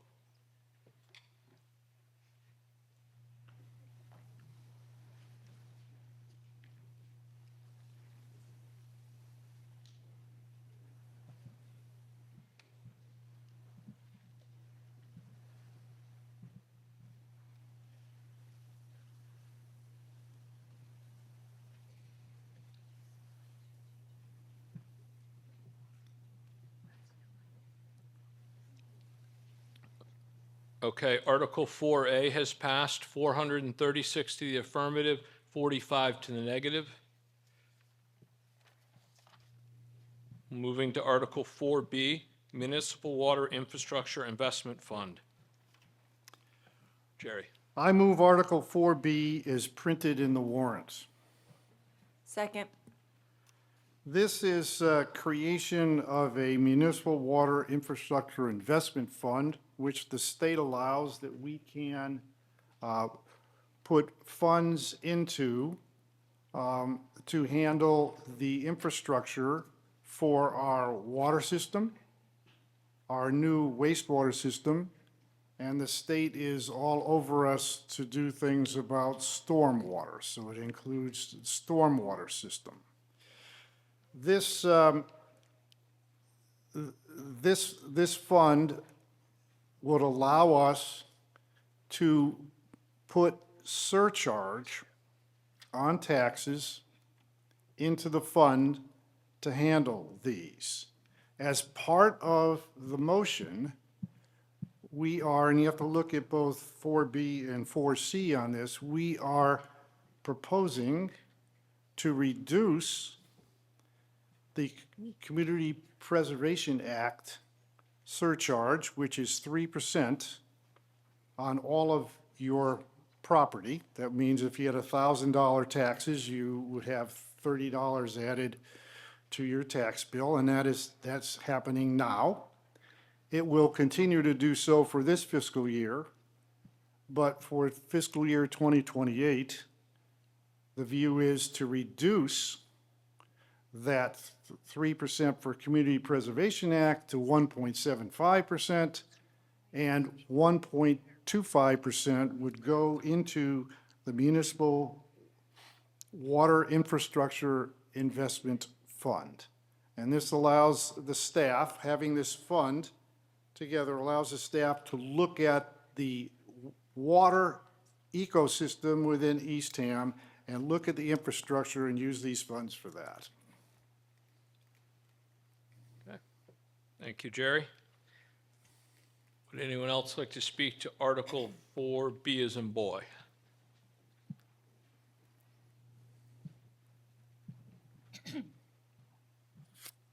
Donald Poyant, Sparrow Road. Is it limited to 1.25%, or could you do more of the Community Preservation Act? Could you do all 3% towards the wastewater fund and eliminate the Community Preservation Act, which has been in place for 20-plus years, right? Yes, you could appropriate up to 3% into the infrastructure fund, and you could reduce the CPA surcharge. Our approach, how we arrived at the 1.25%, however, is when we were doing our financial analysis of how to pay for the wastewater debt service. We tried to identify several different funding sources to do so. This was one of them, and we felt that $600,000 of revenues provided sufficient amount of tax relief in the overall scheme of the debt service. Right now, we have 0% financing on our wastewater project, and our projections included paying 2.5%. So we're coming, so far, keep your fingers crossed, ahead of the game. But this $600,000 at 1.25% surcharge, basically reprioritizing it from CPA to the infrastructure fund, is a component of the overall financing plan. And we are on target or better than what we talked about last June when we approved the wastewater financing. So, but the Thank you. base of your question, we could adjust these percentages at this town meeting or any future town meeting. So, sir, stay up here for a second, because I want to make sure we got your question. So, on your tax bill, you see a CPA line item, and it's currently 3%. Was your question whether they could get rid of the CPA altogether and not raise, because, right, was that your question? Rich answered the question. Okay. It sounds like we could do it this year or in future town meetings where we could change the allocation. So we can change between the these two. allocation, but theoretically, you are saying you could get rid of the CPA altogether? Yes. Yes. Okay, all right. Thank you. Okay, seeing no one else for question on Article 4B, we'll put Article 4B to a vote.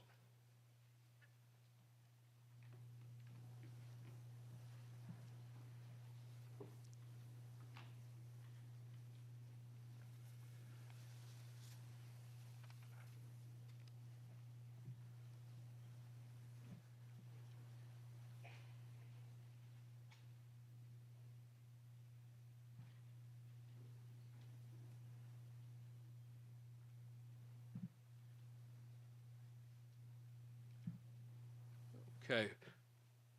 Article 4B is passed, 409 in the affirmative, 55 in the negative. We'll move to Article 4C, Community Point of order, Mr. Preservation Moderator. Act. Point of order. I believe I have 60 minutes to go back to a previous article, is that right?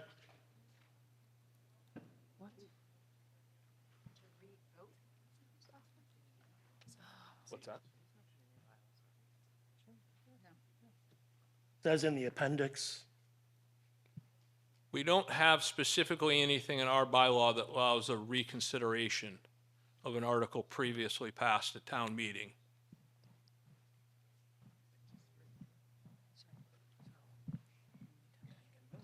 What's that? They can vote what? Okay. We can take a vote to allow a reconsideration, but that's what we would stop right now. But I've already read Article 4C, so we're going to act on Article 4C, and then we will address whether we want to take a vote to reconsider something that's happened previously in tonight's town meeting. All right, so we have Article C. We have a second? I don't think I made the. Oh, you haven't, okay, great. So Jerry, to make the, I move Article 4C is printed in the warrant. Second. This is a companion article to 4B, which we just passed. This would reduce the Community Preservation Act surcharge in fiscal year 2028, not this year's tax bill, but next year's, to 1.75%. And add that with the 1.25% we just voted on, that would keep the surcharge to taxes at the 3%. It would be no change in the tax rate.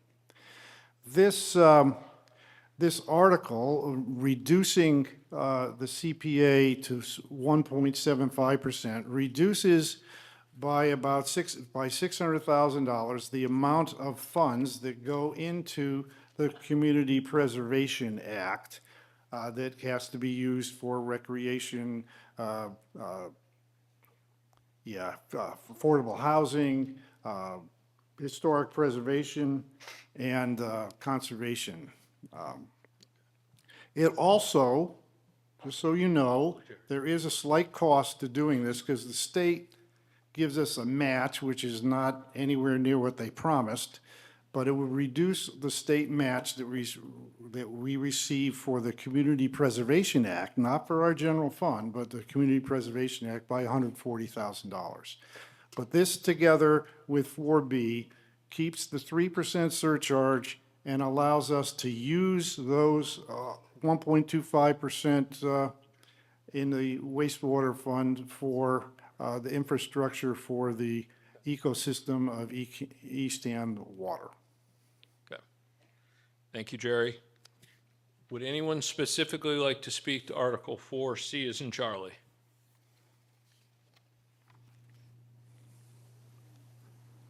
Okay, we'll put Article 4C to a vote.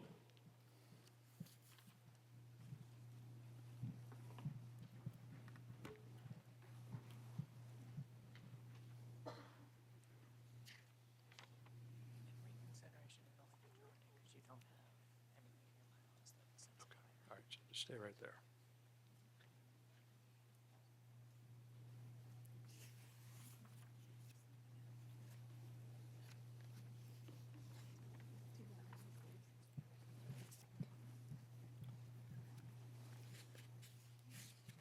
Okay.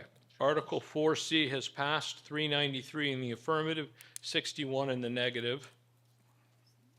Okay. So we have a gentleman who's come to the mic and asked about a reconsideration. So I need to know what article it is that you would like us to decide whether we want to reconsider. Well, 2D. 2D. D is in David. Yeah. Okay. No, hold on one second. 2D, A, B, C. D is in David. Is there a specific one, or there's 4 under that? Do you want? Well, I have a general question, first of all. The All free right. cash, Well, can hold that on. be used We for anything? don't necessarily do general questions, so, because we passed on it. So, the body has voted on it. So you're either, not trying to be a pain, but you're either making some sort of an action, or there's another forum to do this on. Can I make an amendment for the cost of Article 2D to come No. out of free cash? No, because that's a, so that is what you wanted to do, is amend an article that's already passed without reconsidering it. So it's already, you follow what I'm saying? So- Not trying to be tough, I got a lawyer, I feel like I'm studying for a final right now, got all my ducks in a row, I'm Well, ready to go. So I'm confused. Let's ask the no. lawyer, because according to Appendix 9A, Section 6, it says an article may be reconsidered on the same day, no more than 60 minutes from the Correct. time the vote was taken. No one's debating that. So the question is, do you want to revisit a specific article? If it is, tell us which article, then we will vote to see if we want to reconsider it. 2D. 2D. 2D, the whole thing, or 2D, one 2D, the section? whole thing. 2D, the whole section. Okay. So that's revoting on the 4 sections under Article 2D as in David. Yes. Okay. So I have our legal counsel right here. She's whispering in my ear, so. Yeah. Okay. Okay. Okay. Okay. So in order to revisit Article 2D, A, B, C, and D to speak about free cash transfer, we have to take a vote to see if the audience would like to do that. So that is a majority vote, and so I will put that to a vote. You have 30 seconds to vote. 1 is to reconsider, 2 1 is not? to reconsider, 2 is to not reconsider. So 1 is, and 2 is no.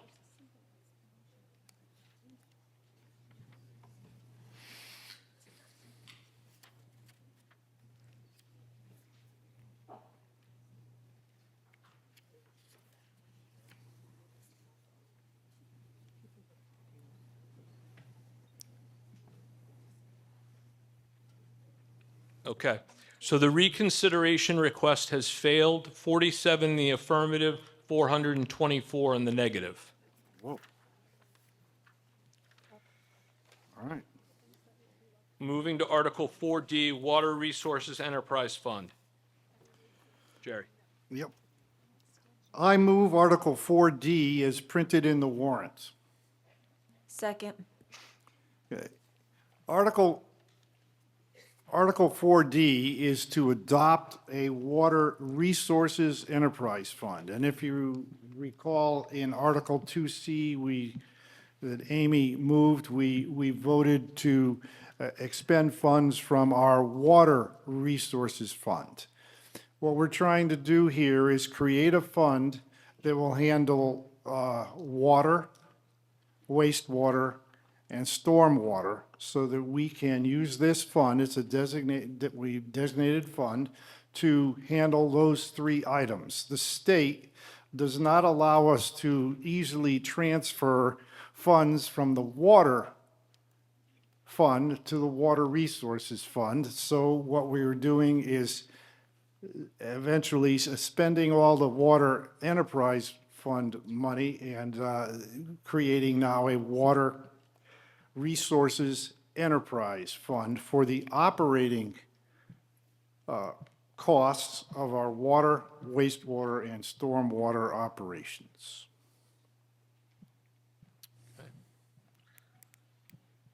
Would anyone else like to speak to Article 4D as in David?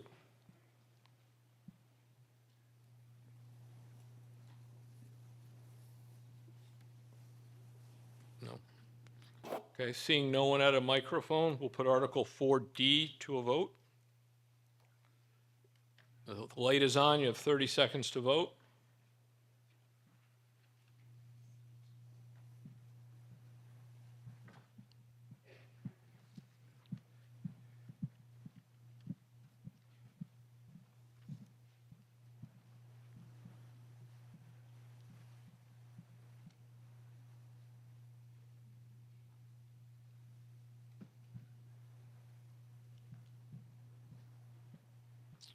Okay, Article 4D has passed, 431 in the affirmative, 31 in the negative.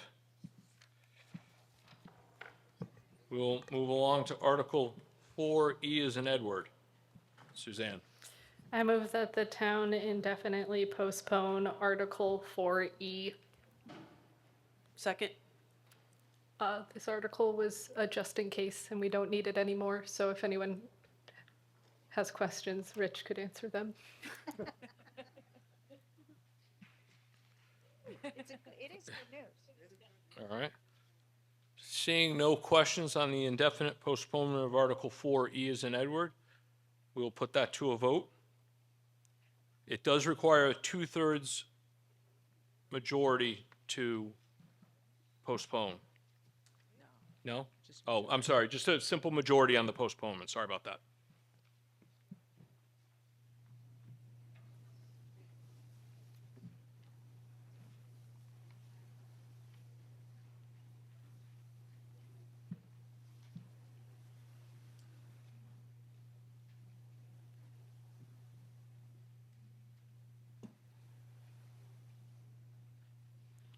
Okay. The indefinite postponement of Article 4E has passed, 403 in the affirmative and 20 in the negative. We'll move along to Article 5A, HERO Act Veterans Exemption Enhancement. Ms. Ekman. I move Article 5A as printed in the warrant. Second. So this article would add 50% increase to veterans exemptions. And as you can see in the summary, I believe there's 59 people that currently qualify for this. It's for a myriad of veterans exemptions, whether they're partially disabled, fully disabled, Gold Star families, and that sort of thing. I think POWs are covered, which I don't think we have any of those still. But it increases all the amounts by 50%. We could go up to 100%, but right now, that overlay funding, we could cover it for several years at 50%. It could always be raised in the future to 100% increase of what it is now. It also adds cost of living increases annually. Thank you. Anyone like to speak to Article 5A as an apple?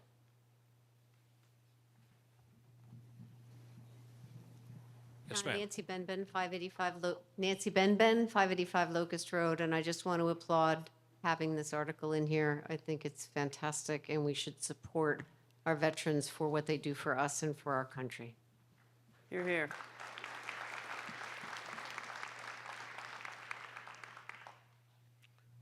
Thank you. Seeing no one else to speak to Article 5A, we'll put Article 5A to a vote.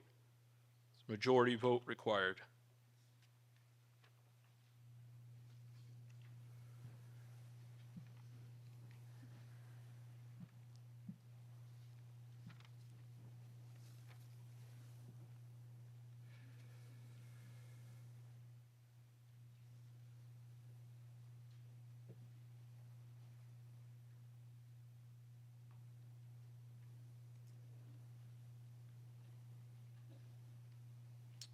Okay.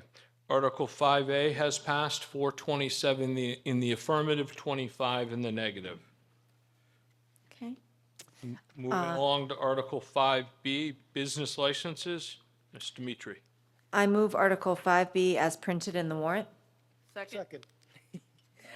The article in front of you is there because the town bylaw language needs to be updated to make it consistent with state law. So it's just a formality.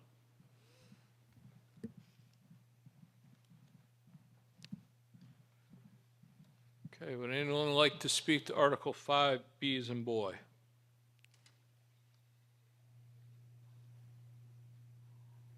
Okay. Seeing none, we'll put Article 5B to a vote. It's a majority vote requested, or required, I should say. 30 seconds to vote. And 1 is yes, 2 is no.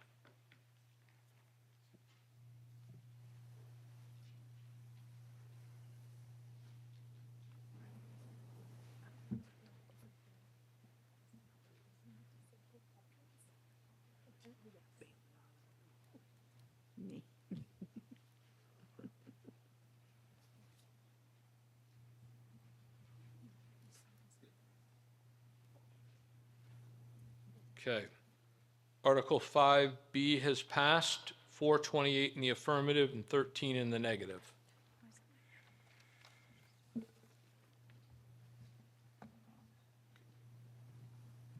Moving along to Article 5C as in Charlie, kennels.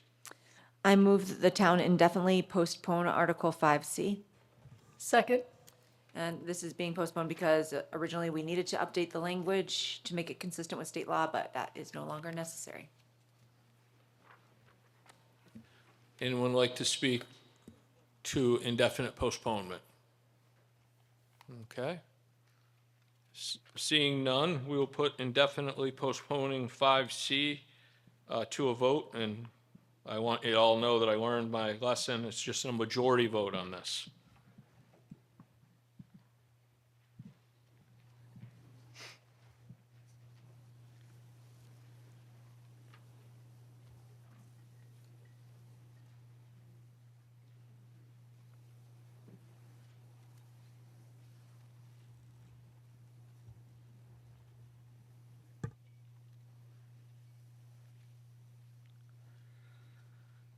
Article 5C, indefinite postponement, has passed, 427 in the affirmative, 11 in the negative. Moving right along to Article 5, D as in David, utility easement at Thoreau Drive. Ms. Ekman. I move Article 5D as printed in the warrant. Second. This provides a permanent utility easement so that some work to the power lines on Thoreau Drive can happen. Okay. Anyone like to speak to Article 5D? I saw a hand. Hi, this is Brian Schmidt, 370 Meeting House. Does this represent any cost to the township, to us? No. Thank you. Okay.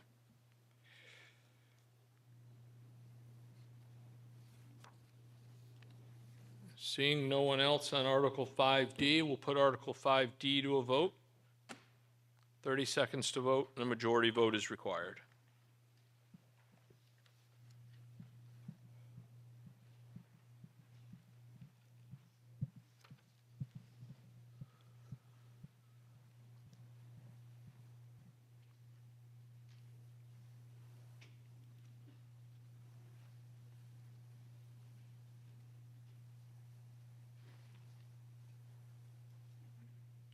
Okay, Article 5D is passed, 434 in the affirmative and 10 in the negative.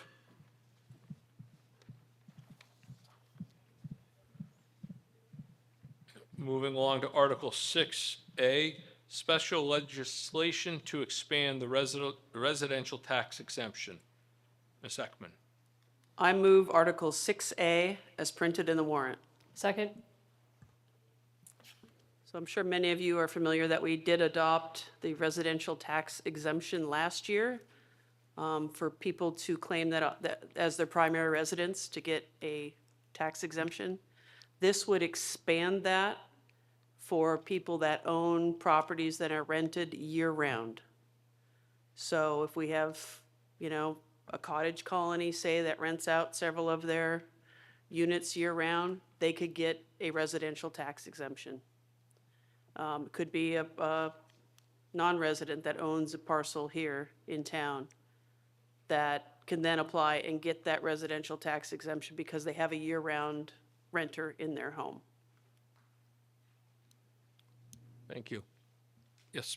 Barbara Braun McDonald, 75 Knowles Street. Would that apply to an ADU if a part-time resident owned the house but had a year-round ADU? Would they be eligible for the RTE? In certain circumstances, I'd say yes, only because, well, you could get it already as a resident of your primary residence, even if you have an ADU. You only get one tax bill, so you could get the exemption as a year-round resident of the main home. Now, some people have their properties in LLCs, in trusts, things like that. So I'm not sure if an ADU would qualify, only because it's really not a separate property. It's just an extension of your property. So young lady's question was if you had an ADU and you're a secondary homeowner, was that your question? Right. Okay. So I would think so. I think the answer is yes, and I Yeah. think the way this is written, and about midway through, this is on page 36, Article 6A. Item number 3, it applies to not more than 2 units of a residential multi-unit parcel occupied either by the individual who is the taxpayer of the property and who uses said property as a principal residence, or a resident of the town of Eastham who occupies a unit on a year-round basis. So I think that refers to either a two-family situation or an ADU situation. Okay, thank you. you're very welcome. Thank you. Yes, sir. Mark J., 365 Baywood. How would we be monitoring this? Right now, it's, you're a full-time resident. That's what gets you the RTE. How are you going to monitor that somebody's using it full-time? Are we policing it? How are we going about this if we're giving it? I'm going to speak to enforcement. Well, we already have a pretty active and successful rental registry for both short-term and year-round rentals. So when you register for that, we will have you marked as a year-round renter, and the assessing office will get that to apply any exemption appropriately. Okay. Thank you, sir. See one more person getting up. Yes, sir. Federico Larco, 800 Governor Prince. Just have a question on the rental. Is there any limit on the rental, or can I rent it to my best friend for $20 and then I get the benefit of the tax break? The rental fee that I was inquiring about. Do they live there year-round? If they do for just almost nothing, they could. I'm just asking, how would that apply, a condition like that? It's a very specific question, and this legislation as proposed doesn't specifically answer that, but there are provisions in here at the bottom of page 36. The Town of Eastham Select Board may adopt and amend criteria to determine who qualifies as a resident under this act. So perhaps something, when they adopt the rules and regulations for the exact administration of this, that might be covered. Thank you. And to follow up your question, I'm certain you were asking, if it does not, the law that we're passing does not affect what you charge your tenant. No, that to I get the tax understand. break, It's just questions whether I could play with that, to get, for example, and have a contract with a family member that is above age, and then all of a sudden I get the benefit, and neither of us really live here for that long, or neither of us, or they're here most of the time and then off Cape. And that's the reason for the provision I just read is I understand the that. final regulations so that you can't game the system. So. Understood. Anyone else wish to speak to Article 6A?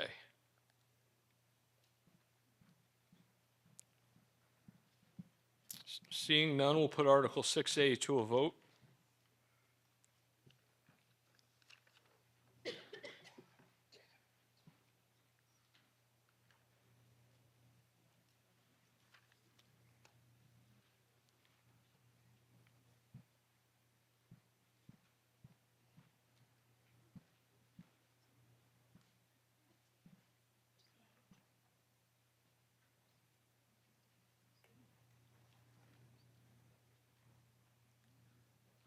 Okay, Article 6A is passed, 358 in the affirmative, 78 in the negative. Moving on to Article 6B. So this one, just give you kind of a heads up. The Select Board, Jerry is going to make a motion, and then a person that is not necessarily a petitioned article is asked to speak to the article first, and Jerry has told her that she could do that, so I'm not going to override that at this point. So, Jerry, why don't you make the motion? We'll see if we get a second. I move Article 6B is printed in the warrant. Okay. I do. Second. Second. Second. All right, we have a second. I do have a statement that goes to both Okay, sides. Why don't you make the statement first, Okay, and then we'll. this is another one of those novel situations where the select board looked at a provision that's been brought before us many times, and our thought was to bring it before town meeting and allow the citizens to vote on this. This is a petition to the state legislature to pass a law to allow us to prevent fertilizers in Eastham. This exact language was passed by Nantucket, Orleans, and Wellfleet. We're looking at this. There are some things that are positive and negative, and I'll just go very quickly on this because the proponent is standing up there willing to speak. But this would help reduce nitrogen in our watershed if you did this. The state would give us some credit for doing this in far as looking at our wastewater problems and our issues with our ponds and Town Cove, et cetera. There are some, what this would do, it would ban fertilizers unless you're in commercial agriculture, or you are a resident or a business that uses only low nitrogen, low phosphorus, organic fertilizer for fruits and vegetables. Some of so there's the positive. Part of the negative of that is who would enforce it. Another is you couldn't use it for flowers or shrubs.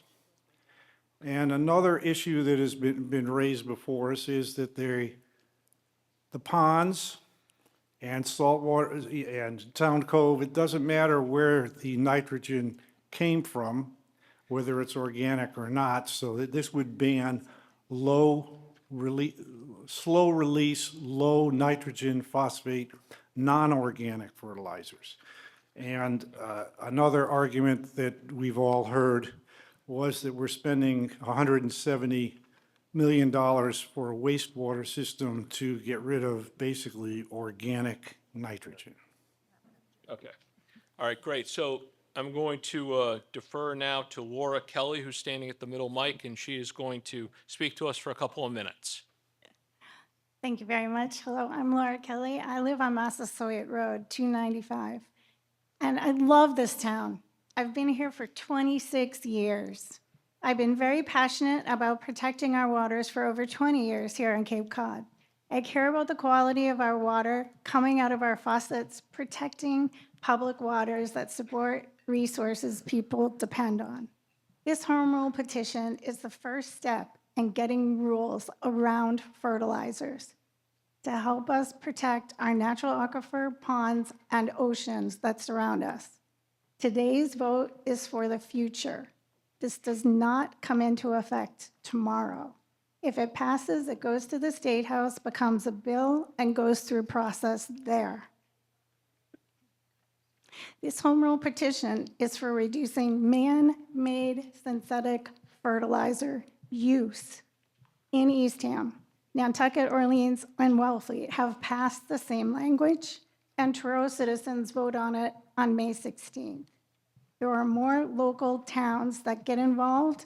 We'll send a stronger message to the state legislature that these reductions are necessary to help protect the health and integrity of our surrounding waters, fresh and salt. Unfortunately, the problem with synthetic fertilizers is if they are not being fully absorbed by the intended plants, they find their way into our waters. Our natural environment is being contaminated by the very chemicals that we believe are making our lives easier. Homeowner and business property management practices have an effect on our soil, air, and water that we all share. Most people are not likely aware that they use to threat our properties as an impact on our safety of our drinking water. So fertilizer is the second highest nitrogen pollutant in our waters. The first, obviously, is our septic system seepage. The point is to lessen the amount of nitrogen loading into our waters. So we can volunteer not to use these. This home rule protection does not restrict businesses from selling any fertilizer they choose. It only prohibits the application of property in Eastham. This is the owner's responsibility what to put onto their land. And of course, we all know fertilizer is not the only way to feed plants. OMRI certified organic fertilizers found on the label of bags and garden centers are allowed. All animal manures, cow, horse, chicken, but of course we want to lessen the amount of nitrogen, so using a low nitrogen fertilizer or food would be leaf compost. So as individuals, we can make an immediate impact if we stop using fertilizer. This protects our water, saves money, and costs the town and taxpayers nothing. Okay. It is the right thing to do, so let's do the right thing for our children. Thank you very much. Okay, thank you.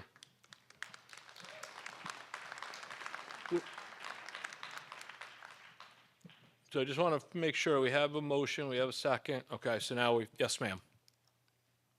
Jackie Barshalon, 235 Crosby Village Road.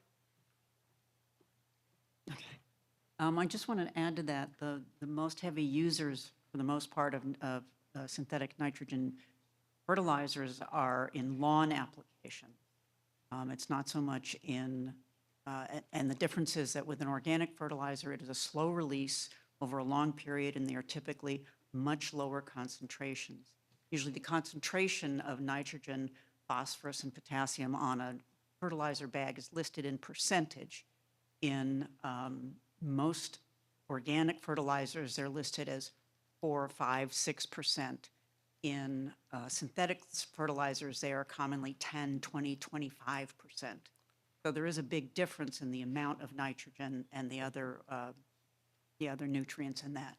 As I said, the most common application is in lawns. I know that there's been a lot of talk also about trying to eliminate lawns. I have a Cape Cod lawn, for which I'm very grateful. I don't have to mow, I don't fertilize, a lot of sand. But that's the most common use where the nitrogen is running off from lawn application. Thank you. gentleman. Bob Wells, 40 Redberry Lane. I just wanted to ask the question, answer in the form of a question, please. Is there a clear connection in everybody's mind about what's going on page 38, where it talks about the sound scientific evidence to conclude that nitrogen and phosphorus in our fertilizers are contaminants? And if you flip over page 40, I read that Herring Pond alum treatment, which is directly involved in trying to deal with the problem of these kind of pollutions in our pond, is $193,000 for one pond. It seems to me that we all should be looking at this from the standpoint of preventing the problem as much as possible, as soon as possible, so that we don't have to spend a lot of money to try and clean it up later on. Okay. Thank you. I think I knew where you were going, but I don't know that there was specifically a question there. It was more of an observation of you to that A could be part of B, right? Okay. Yes. Bonnie Newendel, 255 Meeting House Road. I just have a comment in that you can say, well, we'll just not use them. We'll take good care of our property, but we'll use the low nitrogen. But if you've got a neighbor with a bright green lawn and you're doing what you can for your part, this would enforce it across the board so that people would have to make better choices. Thanks.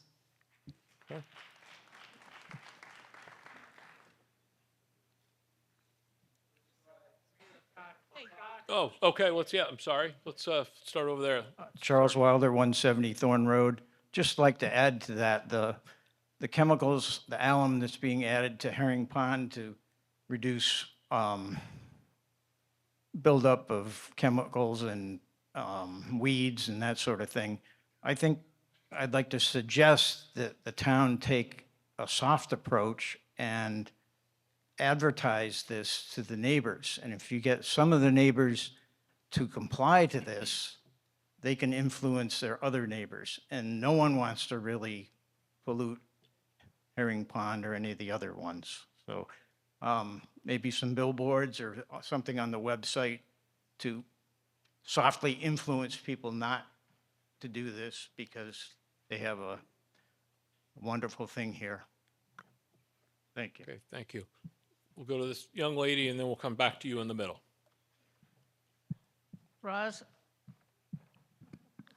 Diamond, 20 Leprechaun Road. I have a question because I don't understand why only one person up there voted in favor of it and all you other people voted no, when in the summary and recommendations, if I can read it, it says, this would help to reduce nitrogen and phosphorus coming from the application of certain fertilizers. I mean, that's your summary and recommendation. Isn't that a good thing? And if it is a good thing, why is only one person voting in favor of it? I'll ask somebody that voted against it to speak. So we'll go with Jamie. No, thank you for asking. You know, sometimes with topics like this, it's hard to explain yourself because there's no easy way to maybe not totally agree with someone. So my perspective in Eastham is that we put enough pressure and regulation on residents. And when we endorse petitions like this, we're just feeding into that cycle.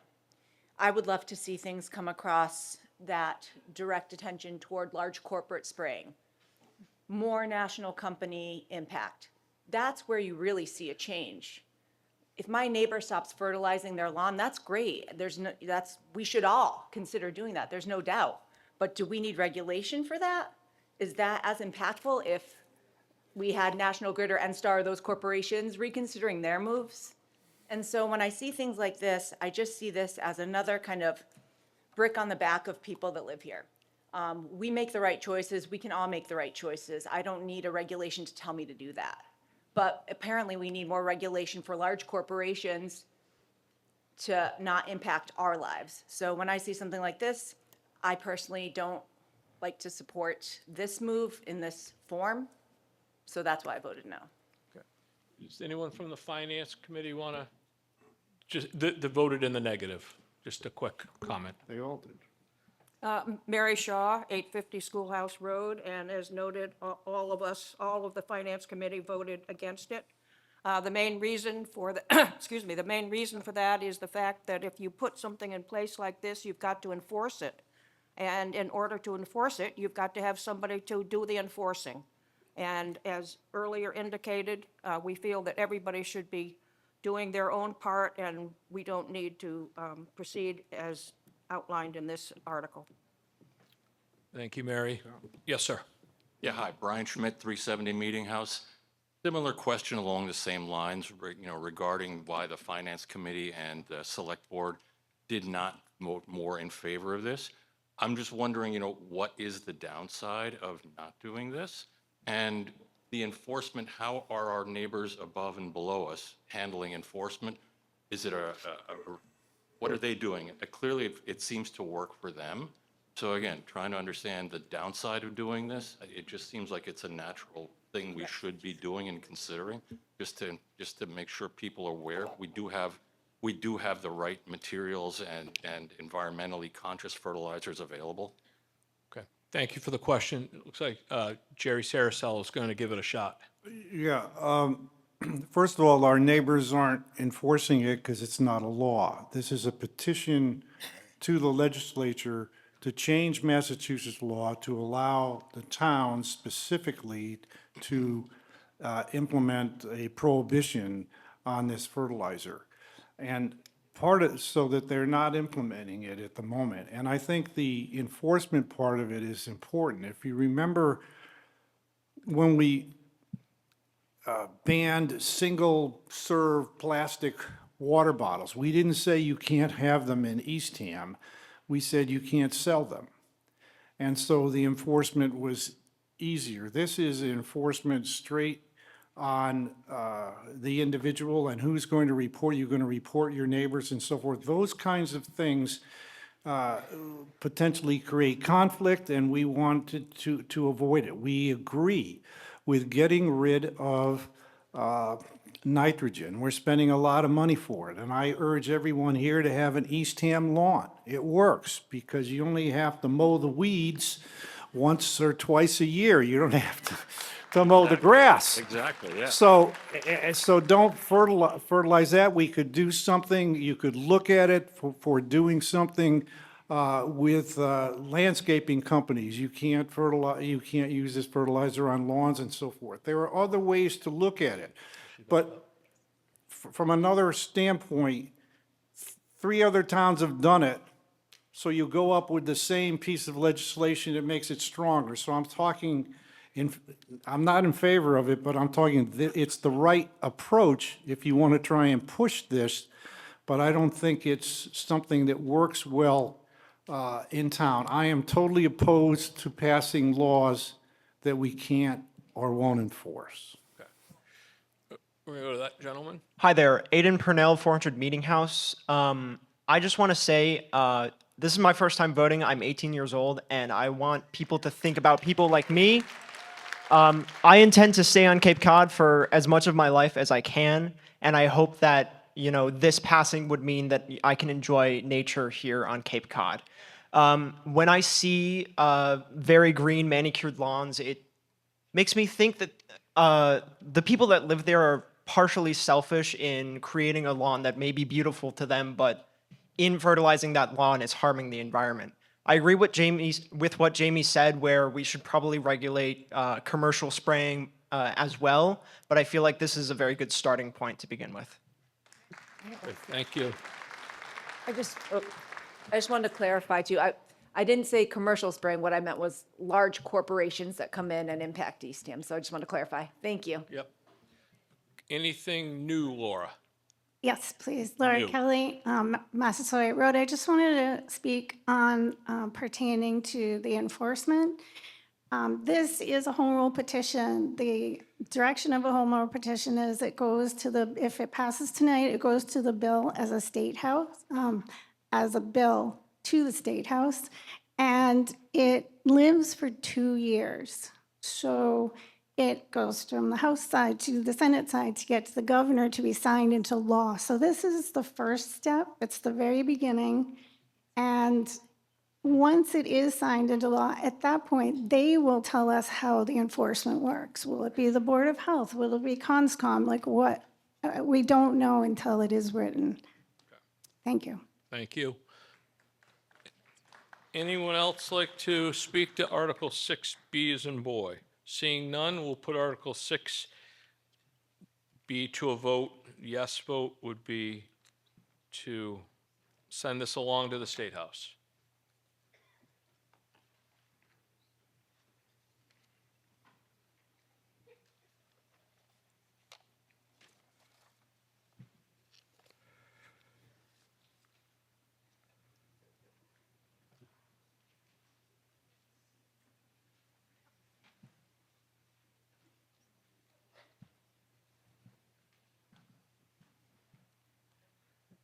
Okay, so this article has passed 293 in the affirmative, 142 in the negative.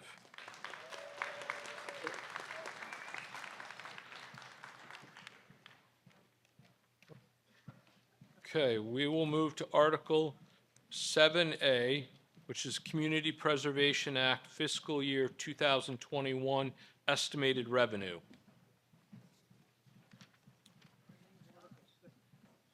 Come on, Mary. I move Article 7A as printed in the warrant. Second. This article is approving the allocations by the Community Preservation Act for the funds received from the 3% surcharge that will remain a 3% surcharge for fiscal year 2027.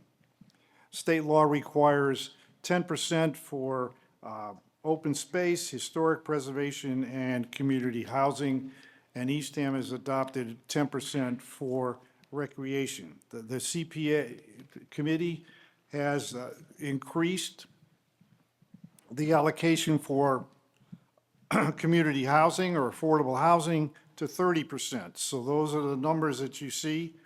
5% to 72,004 in the warrant. That can be used for administration. I don't think they use it all, but they allocate that. And then the remainder stays in a general fund of $500,000 that the CPA can vote to try and allocate to projects that are worthy. Those come to the select board and those come to town meeting, as we'll get further in this warrant, in this article, the town meeting to vote on. So that's what this is, and remember that this is fiscal year 2027 when it's the full 3% going to CPA. And just for clarification, we had a second? Yeah. Okay, we have a second. Okay, would anyone like to speak to Article 7A, Appropriation and Reservations of Community Preservation Act Fiscal Year 2027 Estimated Revenues?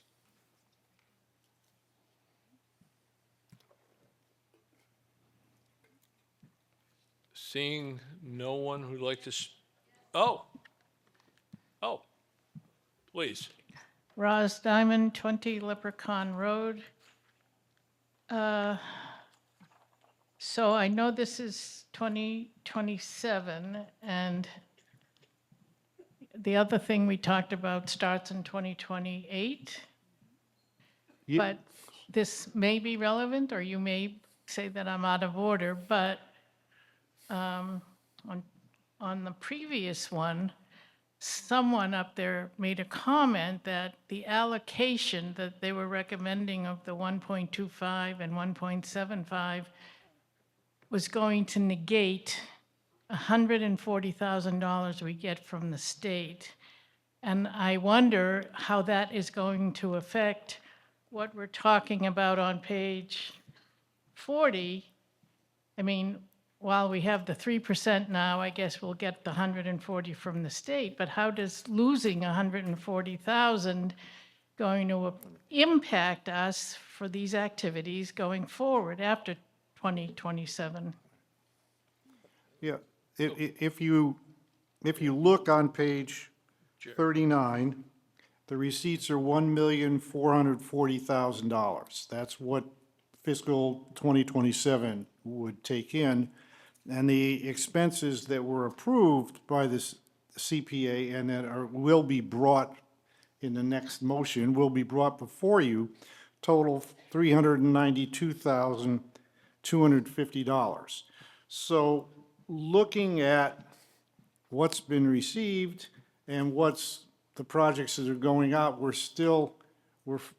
even if you go to 1.75 and lose that $140,000, we would still have money coming in that would cover everything that they've approved today, and there is money in the bank for the Community Preservation Act Committee already that they can call on, because this money continues on. You have here, it would be over $1 million would carry forward into next year, and there's already money in the bank for them. Go to the mic. I can't So hear you. I think what he's saying is that the future change in the allocation of your tax bill from 3% to CPA to 1.25, let's say, 1.75. is not going to have any effect on these items that are presently before you. No. That is what you're voting on. You're voting on the budget that starts July 1st for the next 12 months. And of the 1.4 million that's been allocated, the CPA is recommended to make to spend $392,250, which we're going to start voting on in a minute. Yeah, and $1 million would go in the bank. So I'm not sure what I want to answer your question, but I'm not sure I understand the question. Is it, how will it impact it year over year after it gets implemented? Oh, Yeah. Yeah, go to the microphone for everyone in the room to hear you, and maybe Rich, do you know? There will be less money.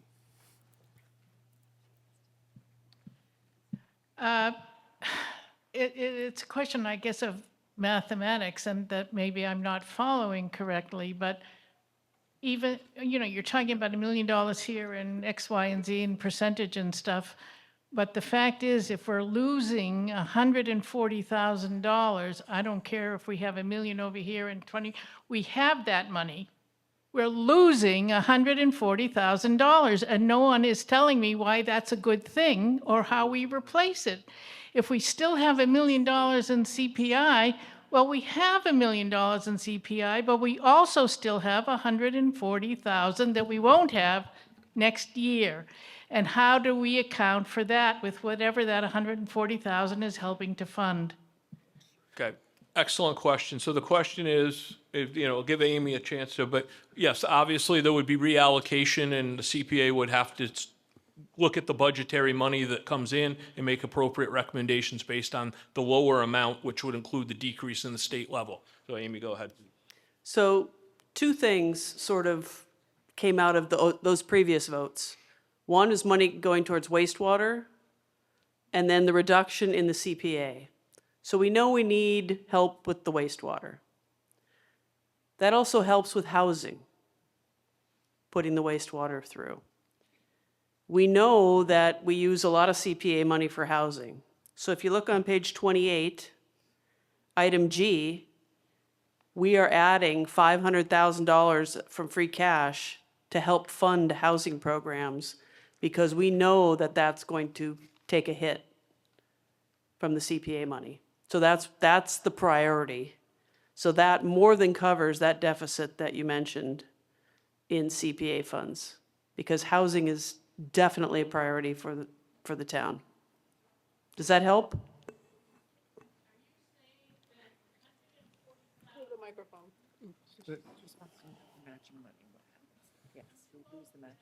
Oh, come on, we don't see it. You got it? Well, let's So that helps, Amy, but can I just ask, So are you saying what you showed me on page 28, which item was it? G, Okay, so that's 500,000. That's new $500,000 that replaces, say, the 140,000 for, it offsets it. it offsets it. Okay, Definitely. thank you. Okay.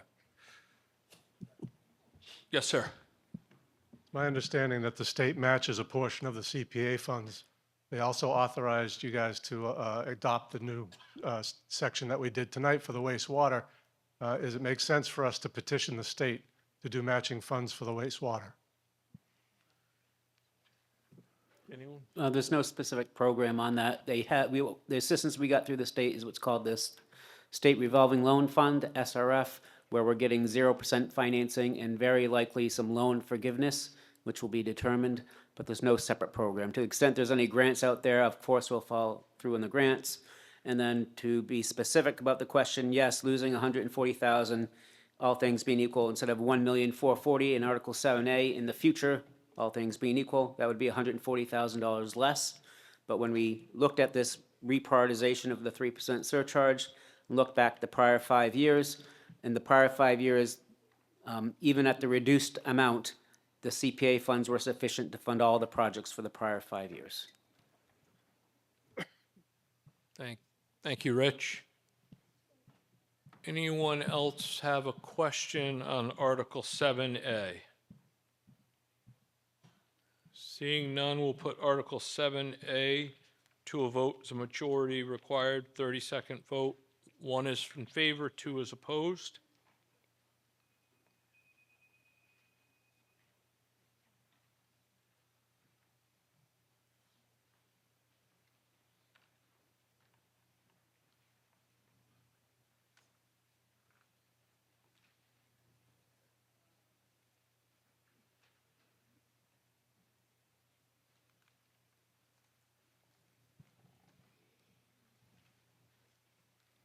Okay, Article 7A has passed, 350 in the affirmative, 21 in the negative. Which will move us to Article 7B, Community Preservation Act Recommendation Projects. And we will take these individually. Starting with Article 7BA. We have a motion. Point of order? Yes. Is there a reason this couldn't be voted as one large article like the capital budget?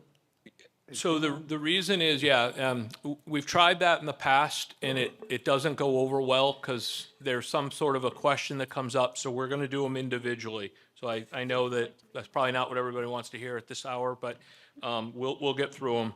So anyone, do we have a motion on 7A? 7A, I move that the town transfer and appropriate from CPA Open Space Reserve $11,500 for 2 trailhead kiosks as listed in Article 7B, Item A. Second. We have a second. Do we have anyone who would like to speak to Article 7B, A as an apple? Okay, let's go. Seeing none, we'll put Article 7B, Item A to a vote. You have 30 seconds to vote.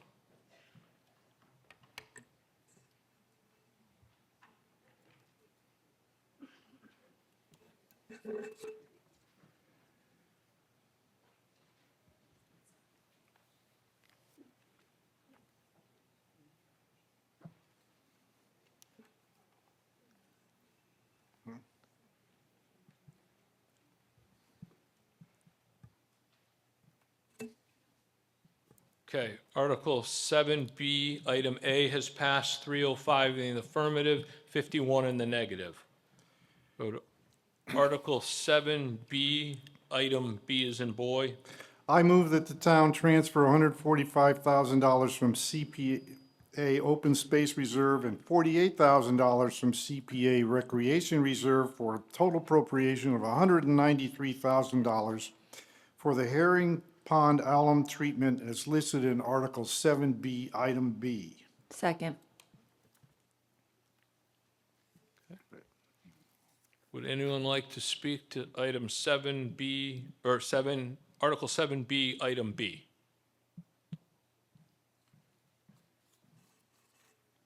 Laura Kelly. Yep. Massasoit Road. So alum treatments usually last 20 years. Why is this 5 to 10 years? In order for it to be 20 years, do you use more in one application or do you do more applications over time? It's an unsustainable answer. We need, as a town, to think of other ways to heal our ponds. Thank you. Okay, settle down. I'm not sure I heard a question in there, Laura, so I think it was more of a statement, Okay.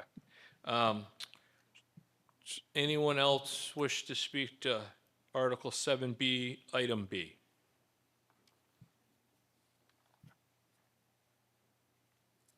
Oh, I think, okay, looking for a seat, okay. We'll put Article 7B, Item B to a vote.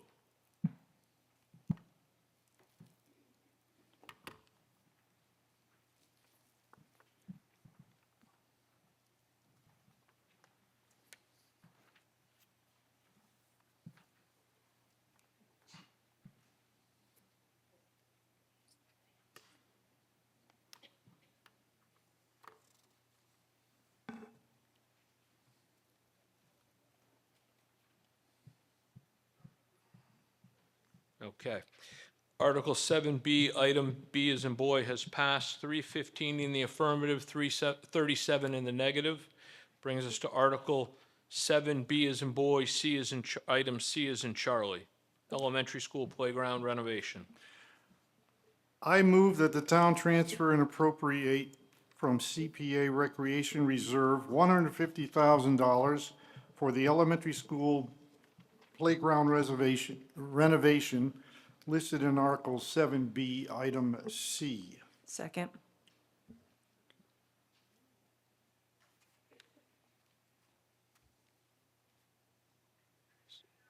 Seeing no one wishes to speak to, oh, we have a hand up.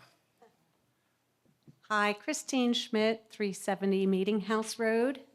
I'd like to speak briefly, because I know it's getting late, about the situation on Chipman Lane. About 3 years ago, the green buffer between the elementary school and Chipman Lane was completely raised. And that has changed the quality of life for people who live on Chipman Lane. It has sort of changed the rural character of that neighborhood and turned it more into a very suburban-looking area. And it has really cut down the privacy of people who live on Chipman Lane. I know they have worked for the past 3 years to try to mitigate the situation. I know there has been correspondence between Jackie and the residents on the street.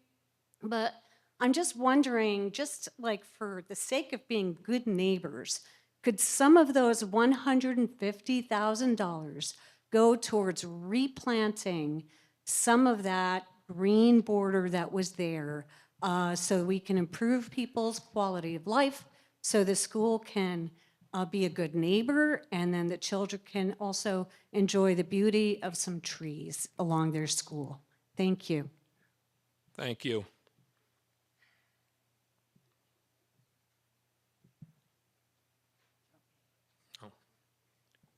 I'm just wondering if that's possible. So the CPA money that was allocated under item C was an application. So I don't think there's anyone here from the CPA committee that would like to speak, but I don't believe after the application has been received, they could take money out of that application to do very potentially what it is very legitimate concern on your part, but I don't believe that they can make that promise tonight. Yes. So Elaine Lipton, Thoreau Drive. I am on the Community Preservation Committee, also the Affordable Housing Trust and the trust rep to the committee. All of those items that are listed here, those are grant applications that come into the CPA.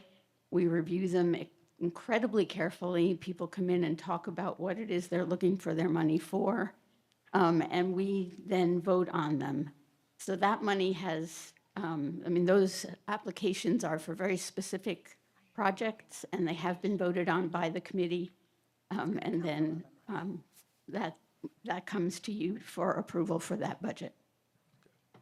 Thank you. And to the woman who asked the question, town administrator has whispered in my ear that she is working on that issue. Okay. Just want everyone to be happy. Okay. Seeing no one else that wishes to speak to Article 7, B as in boy, item C, we will put Article 7B, item C to a vote.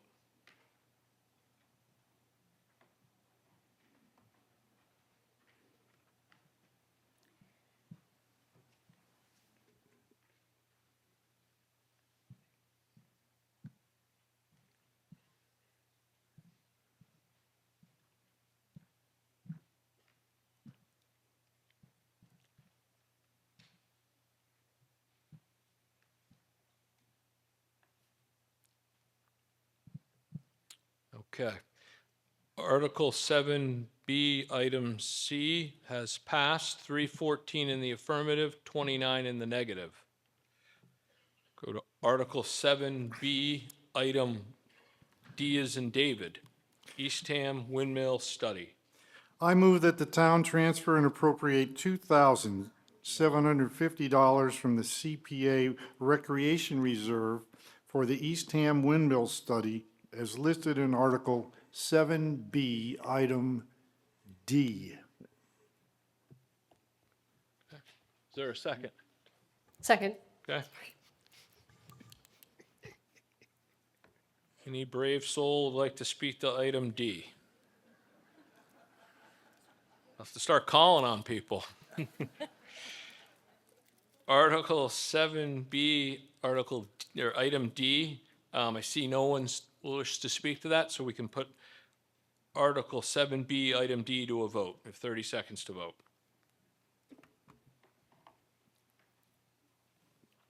You can almost make the vote 15 seconds. Of course, I'd be asleep on that.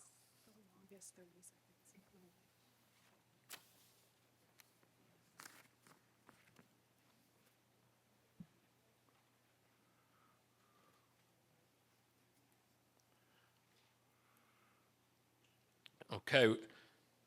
Item D as in David has passed, 318 in the affirmative, 24 in the negative.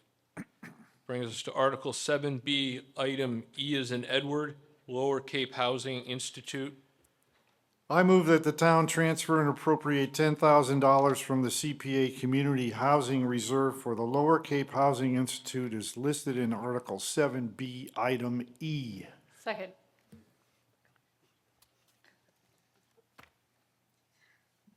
Let's go to a vote.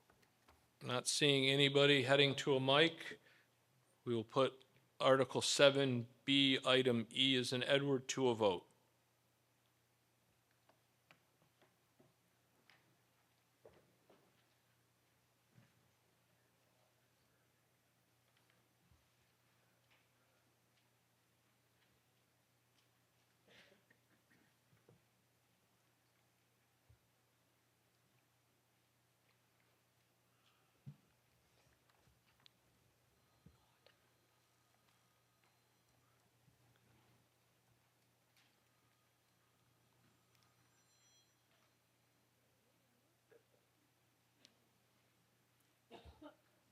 Okay, we have 7B, E as in Edward has passed, 299 in the affirmative, 35 in the negative, which will move us to Article 7B, item F, Chapel in the Pines Preservation. I move that the town transfer and appropriate from the CPA Historic Preservation Reserve $25,000 for the Chapel in the Pines Preservation Project as listed in 7B, item F. Second.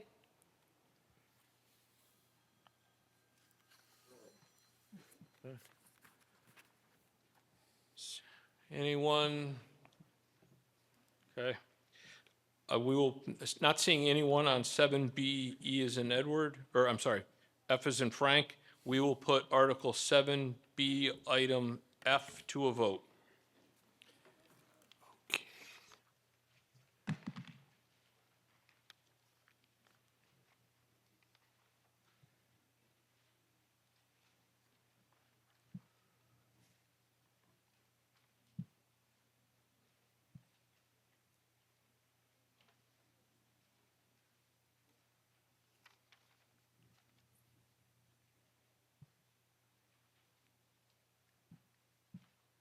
Okay.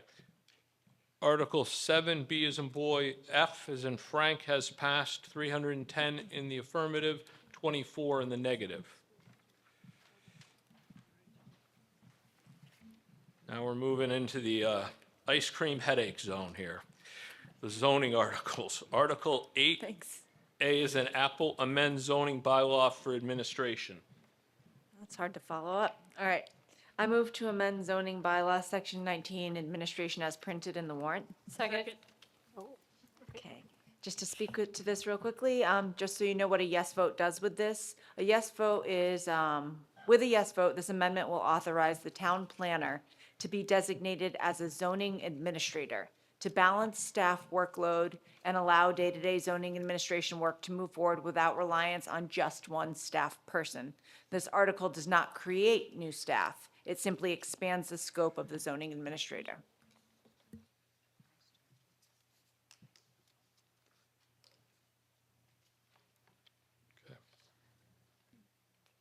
Anyone like to speak to Article 8A as an apple, zoning bylaw for administration? Not seeing anyone, and I will remind you, this is a 2/3 majority for a vote. Sir, you wanted to speak to this? No? Okay. All right, 30 seconds to vote.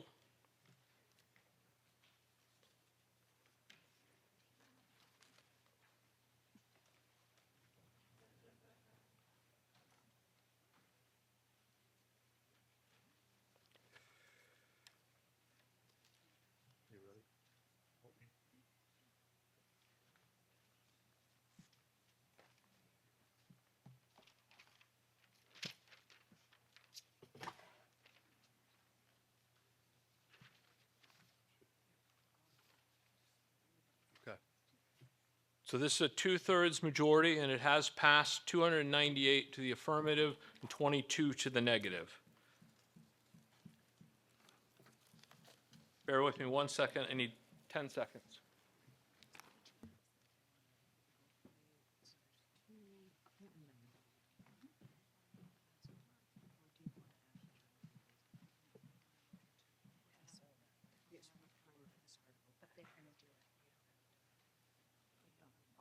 No, go ahead, you can do it.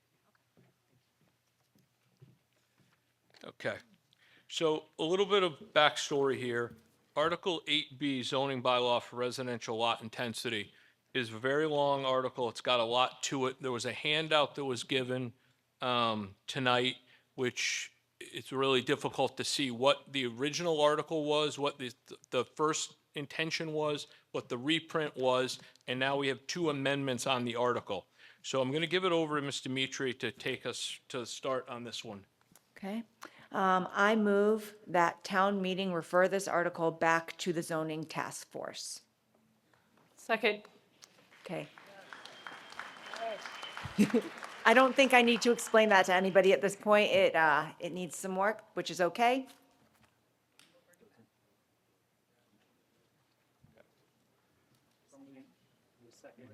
I did the second. Okay. I did the second. So we have a motion and we have a second to revert it back to the zoning task force. Is anyone wants to speak either for or against that idea?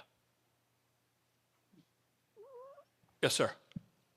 Good evening, everybody. My name is Mark Zasinski. I live at 315 Locust Road. Thank you for making that proposal.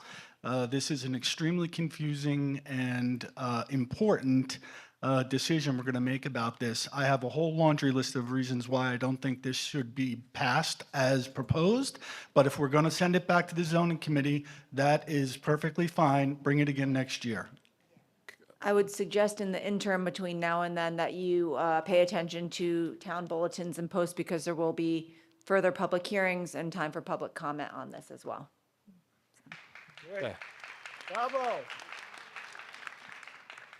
Okay, so Article 8A, we have a motion and a second, and I don't see, ar- oh, 8B, sorry about that. Yeah, Brian Early, Yeah. 90 Sundown Lane. I just want to encourage everybody to look at this because the planning department has You done, can tilt the mic up. Tilt it up. Yeah, thanks. the planning department has done a lot of work on this, and I don't think this forum quite justifies all the work that's gone into this. And so I just ask that everybody consider this. I don't know when we're going to vote on it again. Can you tell me? The proposal is to have it reworked for next town meeting. Next town meeting, so next year. Mhm. Thank you. You're welcome, thank you. Okay.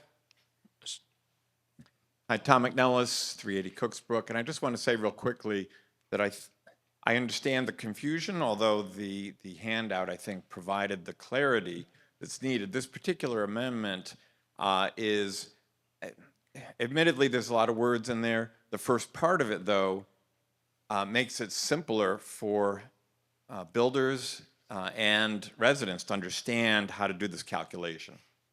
The more important piece of it to me is the part that addresses the town character, and that's limiting the top-end, high-end homes at 4,800 square feet. And frankly, I don't know of anyone personally that has a 4,800 square foot home, and if they did, they probably wouldn't allow me, invite me into their home anyway. But I think what we're trying to do here is fix a hole in the current zoning regulations that allow that high-end home to go to 6,000 square feet, which is amazing. So my recommendation would be to vote on that tonight. Okay. Thank you. Okay.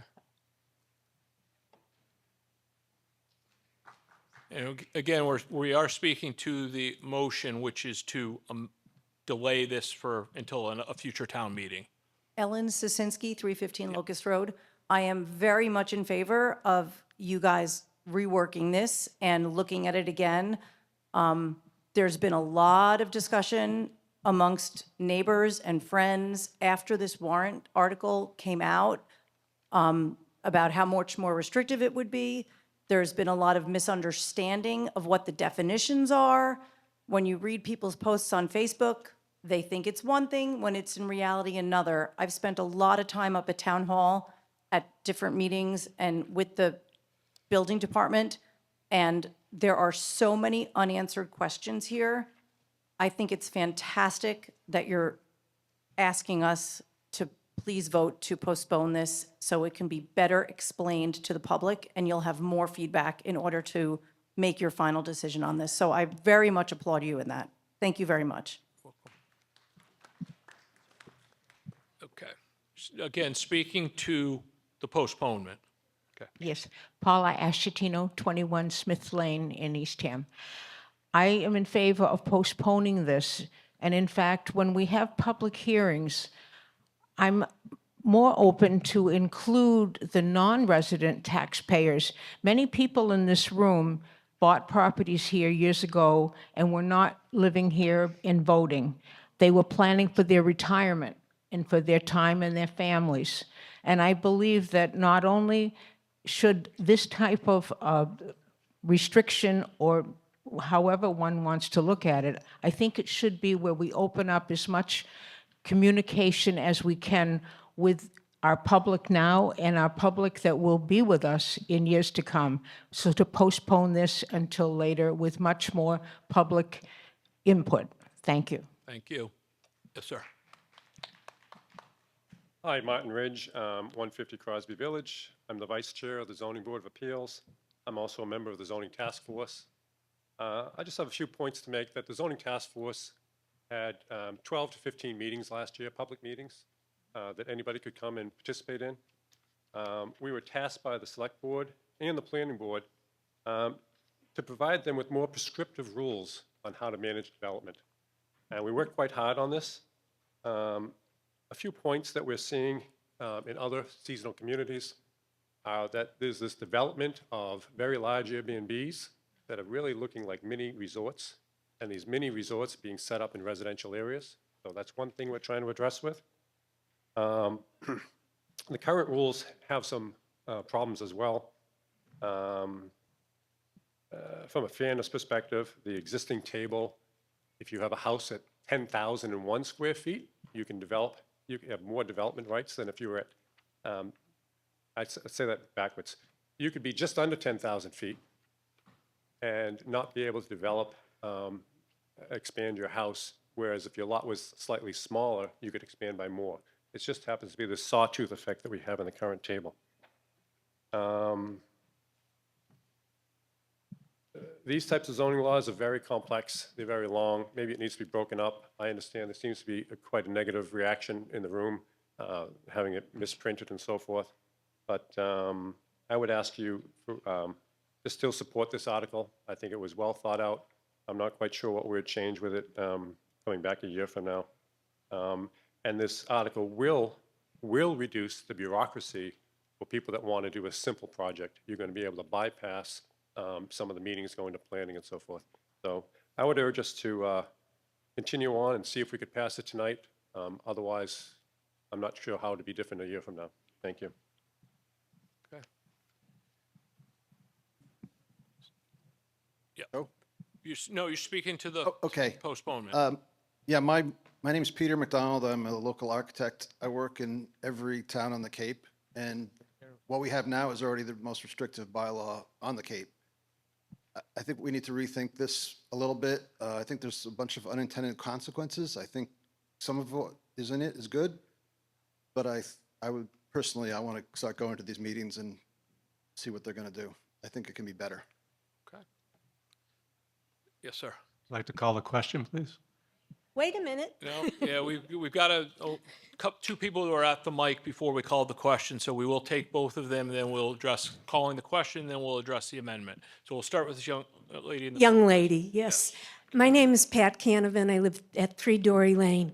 I'm on the planning board and also on the zoning task force. And today when I was thinking about this, and I know this is it's confusing. There's strikeouts, there's add-ons. So there's just two things I wanted to say. One is that, as Martin indicated, we meet all year long at public meetings and would love to have people come. So it would be great to have Peter McDonald and anyone else who wants to come. The other thing is I wanted to talk a minute about how we got here. The reason that we got here is because on the planning board, for maybe every 10 great projects that were easy to support, when we tried to get to yes on some of what we used to call McMansions, I don't know if we use that anymore, but anyway, you know what I mean. The large properties on these modest lots in modest neighborhoods, and we would have neighbors come and say, this house just doesn't belong here. It's too big. It's not part of Eastham. So that was one thing which led us to try to figure out how do we change things for the better, which led to this pretty ambitious zoning change. So I just wanted to give you a sense of how we got to this point. Thank you. Thank you very much. And this last question here. What was I going to, oh, no, I remember. The fellow on the zoning committee mentioned that the zoning committee had 15 to 17 open public meetings. So Peter McDonald, or whoever that architect was, could have gone to each and every one of them. It's not the committee's fault that he didn't. Now, however, he is an architect, and to say that he has personal incentive to want to build 6,000 square foot homes is beyond the point. The point is, as the woman just said, if we don't pass this now, next year we'll be talking about 10,000 more 6,000 McMansions that have been built. And I think that the zoning committee has done a yeoman's job, and anyone here who doesn't want to support this is wrong. That's my personal opinion, because they could have come to 15 meetings. So I am against postponing this. I think we should take a vote now. Okay. And if you don't want to see 6,000 more 6,000 square feet homes in Eastham, vote yes for this. Okay.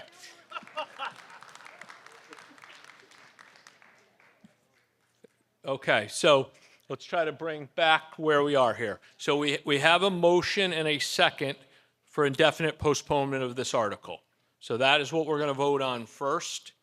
And so you'll have 30 seconds to vote. Yes is for indefinite postponement, and 2 is for not indefinitely postponed.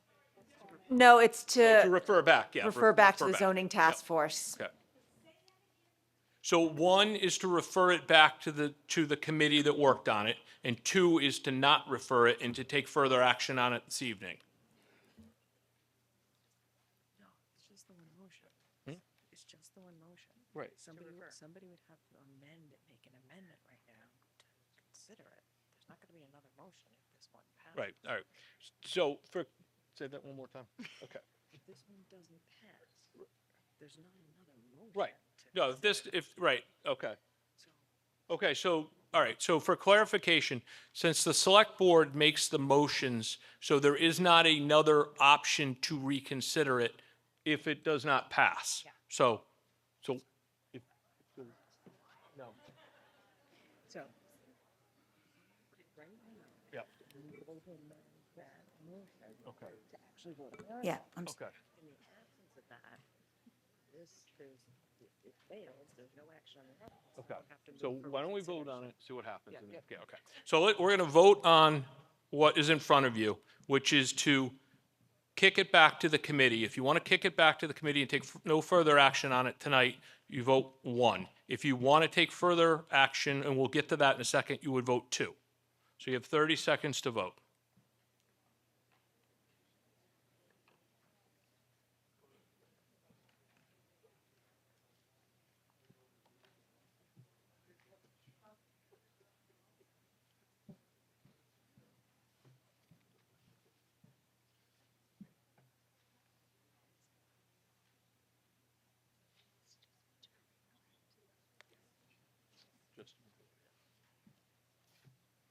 Okay, so the votes for the motion on the floor, which is to kick it back to the committee, is 196 affirmative, and vote no is 126. So the motion on the floor to kick it back to the committee has passed.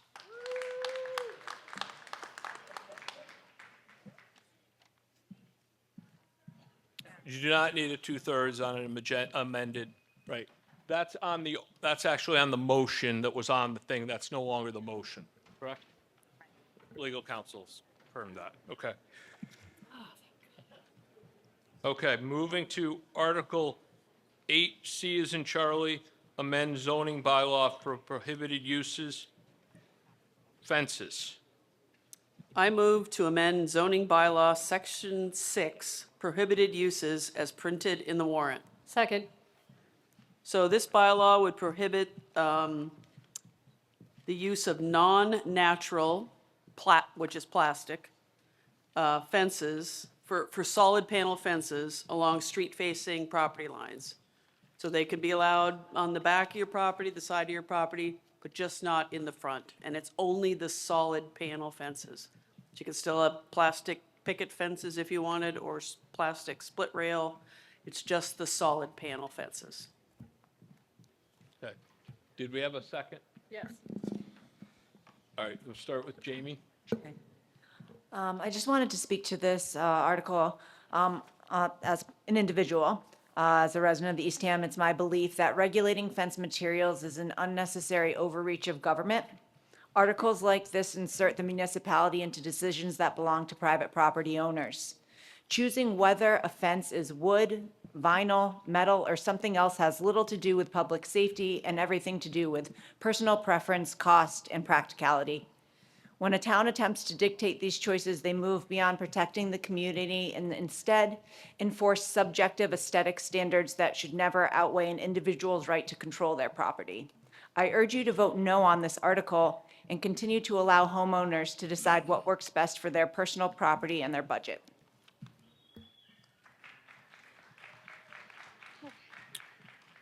Okay, so we have people speaking to Article 8C, starting in the middle. It's me again, Bill Munger, 215 Wonder Strand Way.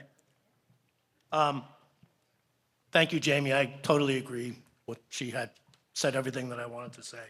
I do have an amendment, however, though, in case this does pass. It has an effective date of March 18th, and I was curious about why that is. Why wouldn't it take effect tomorrow?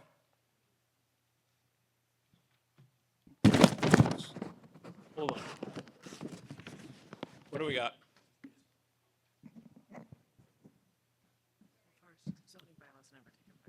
Okay. So zoning bylaws never take effect immediately? Well, okay. Sorry. They have to take the Attorney General. Okay. Then they go retroactive. If the Attorney General approves, it comes back to today's date. Okay. So they're putting in, but that's the default. So they're putting in a different date so that. See.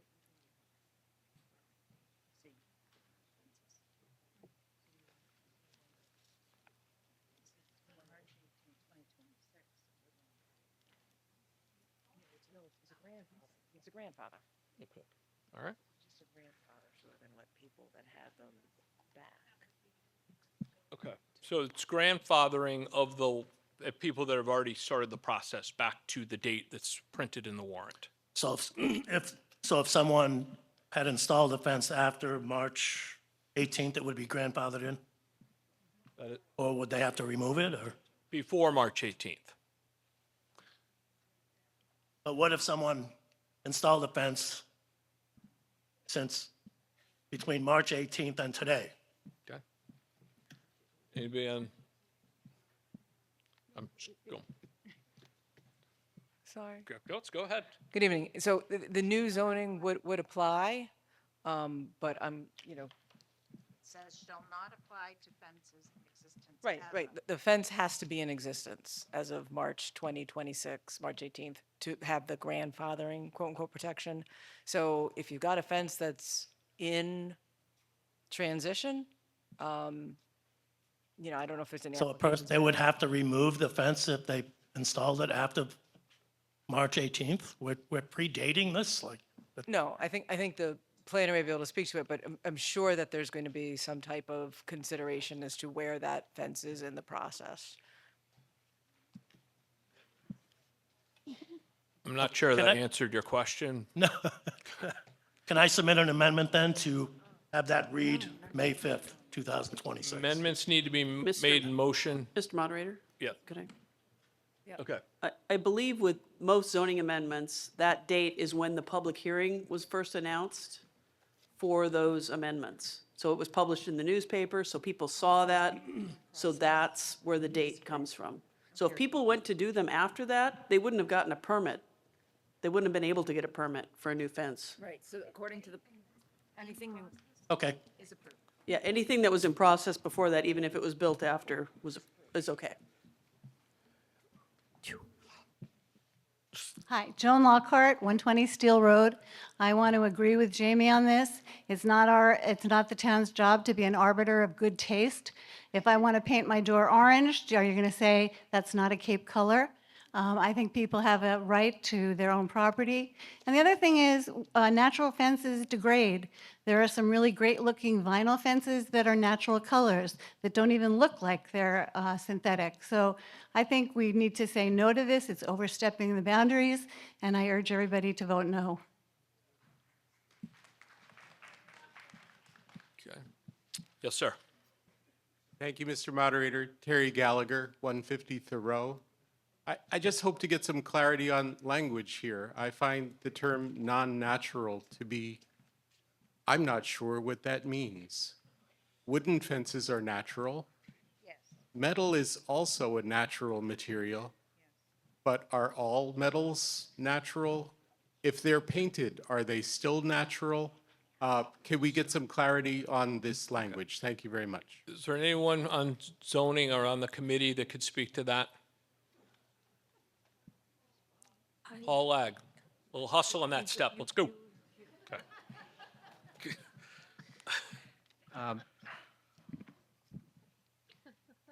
The term non-natural was something that the task force came up with because simply saying vinyl could be problematic because not every composite material is vinyl. There's plastic, there's different types. So in order to try to avoid someone trying to kind of nitpick about it's plastic, but it's not vinyl, we used a more broad term, that non-natural, just to try to avoid saying vinyl or plastic or any one particular thing that someone could argue. It's not a wooden fence, it's not a plastic fence, it's a vinyl or some other composite material. So it was, in truth, intended to be a little bit broad so that we didn't get pigeonholed to one particular type of material. May I follow up? Through me, yes, quickly. Thanks, Paul. That helps, but is it further defined or specified? No. I find it not well defined. Mary. Yes, Mary Nee, 21 Aldea Way. I'm on the zoning task force. I just want to give some context to, and this is actually a statement for all the zoning. We start the zoning analysis on the basis of the plans that the town has adopted. Strategic plans, zoning plans, climate plans, hazardous plans, open space plans. We look to the goals and the visions that you all have approved and adopted.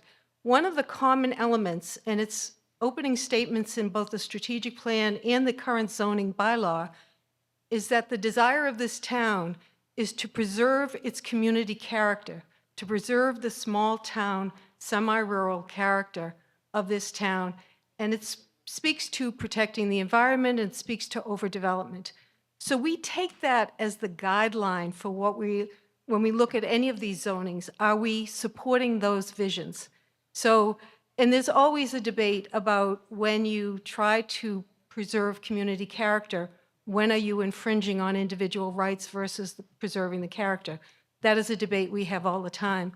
With respect to the fences, I just want to point out, we became aware, several of us driving around, that if you can go to some of the back roads in Dennis and Yarmouth, there's a phenomena that's emerging called fortification, where people are building their fences, they're enclosing their properties right up to the property line. And increasingly, the white vinyl solid panel fences are being used. You can drive down some of the backcountry roads in Yarmouth and Dennis and go for what seems like almost a quarter of a mile of these fences. They really become like alleys. And then we started looking and we started seeing them in Harwich and Chatham. And then we started driving around Eastham. Now, to be honest, Eastham has only about a dozen that we could count examples of this. But we were a little concerned that about 30 or 40% of those examples have happened in the last couple of years. So this is one of those issues. And I would say, if you think preserving community character is your priority, I guess you need to make the next judgment of, if you had long stretches of white vinyl to the property line, not set back, no greenery, would that impact the character of the town?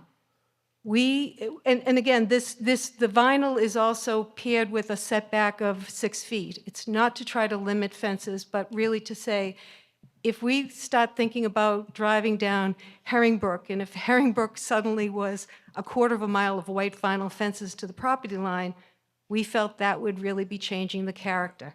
Okay. So again, there's this debate.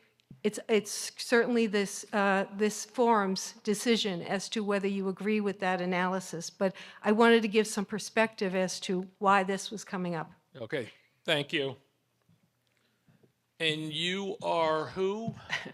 Emily Beebe, 750 Schoolhouse Road. Jackie's wife, by the way. And this is Jackie's daughter over there. Dell, you want to say hi to everybody? Okay, go ahead, sorry. Thank you. I appreciate the previous speaker's comment about community character. I think the plastic fences also speak to community character as far as your values are concerned. Plastic reduction is essential that we all do individually. And the plastic fences are a little less expensive. And yes, the wooden fences degrade. The plastic also degrades when it's in the sun. It shatters when it's been in the sun too long, right? And you get a wind, it just shatters the fence. And I think and you could probably think about what you saw after the storm this winter.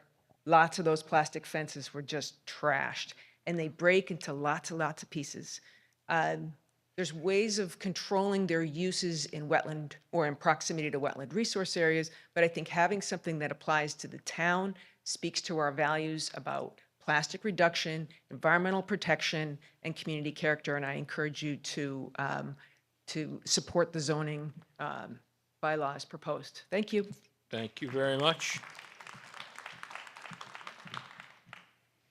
Okay, seeing no one else on Article 8C as in Charlie, we will put 8C to a vote. This does require a 2/3 majority. You have 30 seconds to vote.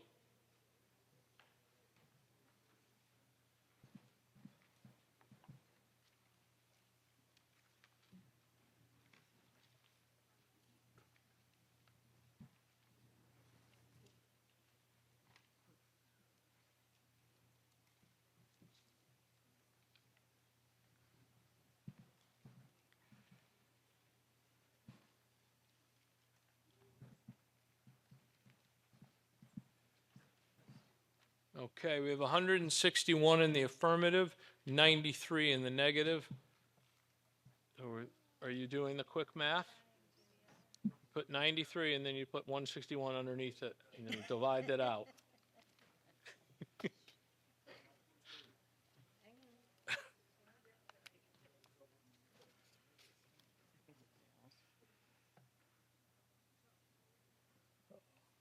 I think it fails, if I did my math right.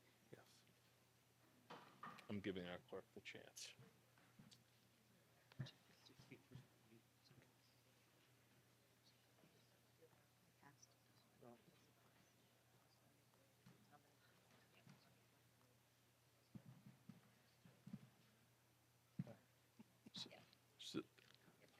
Okay. So it did not eclipse the 2/3 vote. So it was 161 in favor, 93 opposed. That is not 66.7%. So the article has failed. Article 8D is in David, amend zoning bylaw for prohibited uses formula businesses. I move to amend zoning bylaw section 6 prohibited uses as printed in the warrant. Second. Okay, and I have a little explanation on this. This article prohibits formula business chain stores in the limited commercial district E.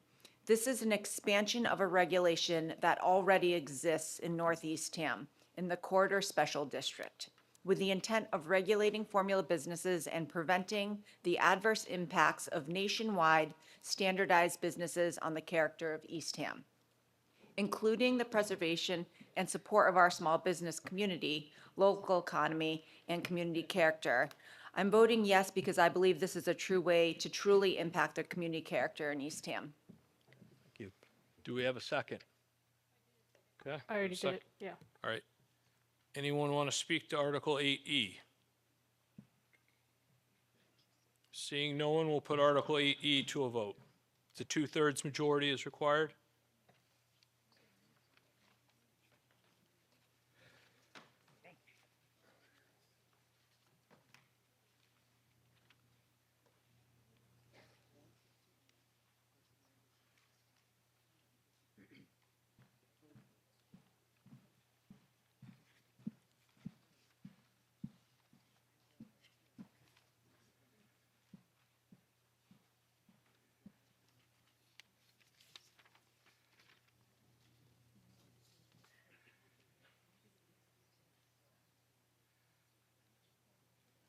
Okay.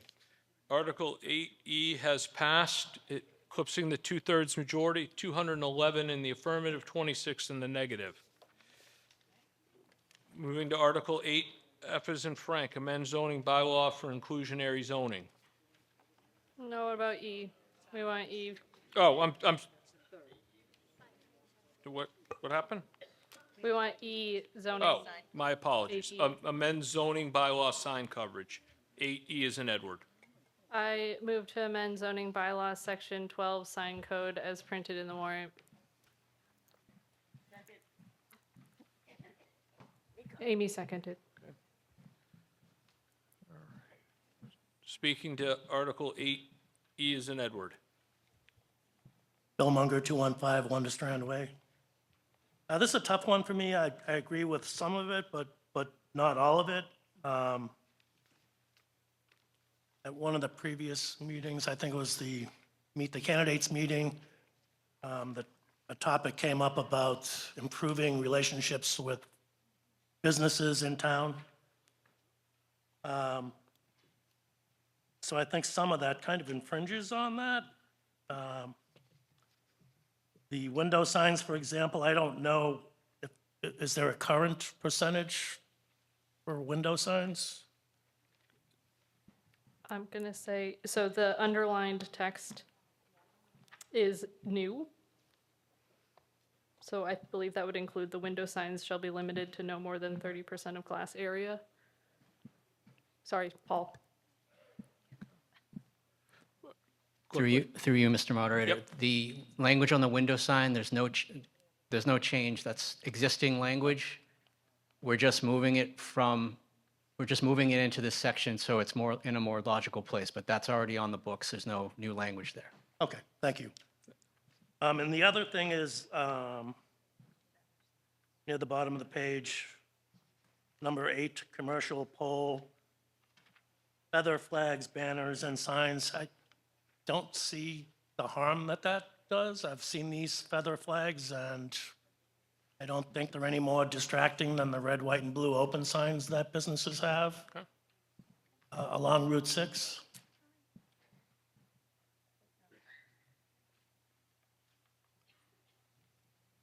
Okay. So I'd like to, everything else I agree with. So can I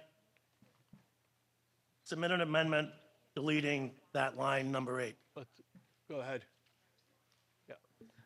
Just to respond, because I think before you move to an amendment, it sounds like there was a question there regarding feather signs. The reason that there was support for that was concern about safety along Route 6 and the main artery roads in Eastham. Those signs do infringe upon the roadway quite a bit more than your standard sandwich board or signage that we tend to see, and we've been seeing a lot more of them. With Route 6 already being such a dangerous stretch of road, by decreasing visibility and increasing distraction, the thought was to add that to this article. Okay, can I Yes. submit my amendment? I mean, you bring up, it has to be in writing, but let's go to,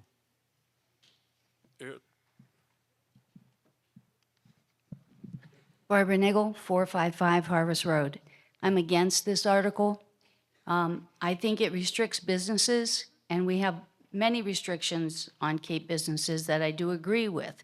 However, you're taking away marketing from your local businesses. You want more business here so you can collect more taxes, but then you restrict us in ways that will limit. I used feather signs last year, and I had one of my busiest seasons. We also, my son actually contacted Chief Bohannon and made sure that our signs were back far enough. So I think when you make a comment that it's a safety issue, you're really saying that you don't think that Cape business owners are responsible enough not to put these signs in places that prohibit people from, pulling out of the driveways or whatever. It also slowed it down a little bit on Route 6 because people were looking. I wasn't the only person who had feather signs. Max Seafood had feather signs. Cumberland Farms had feather signs. Just about everybody all the way across had feather signs. So again, this is restricting Cape businesses, Eastham businesses, and I am against it, and I hope you vote no. Okay. All right, so for clarification, we had an amendment, but we don't have a second. So do we have a second for the amendment? The amendment is to keep the article as is except for line 8, which is commercial pole feather signs out of it. So, I'll second it. okay, we have a second. We have a motion. Okay, it's under, I'm clarifying that the amendment is Article 8E is in Edward under section 12.4 at the bottom, number 8. So now we're going to put the motion, which is to amend the article to a vote. Then we'll come back, depending on what happens there, to vote on the article as amended or not amended. Correct? Yep. Okay. All right, so we have a motion and a second. No further speaking to the amendment. So this is in favor of the amendment, which is to scrap line 8 out of the bottom of the article. So you have 30 seconds to vote on the amendment.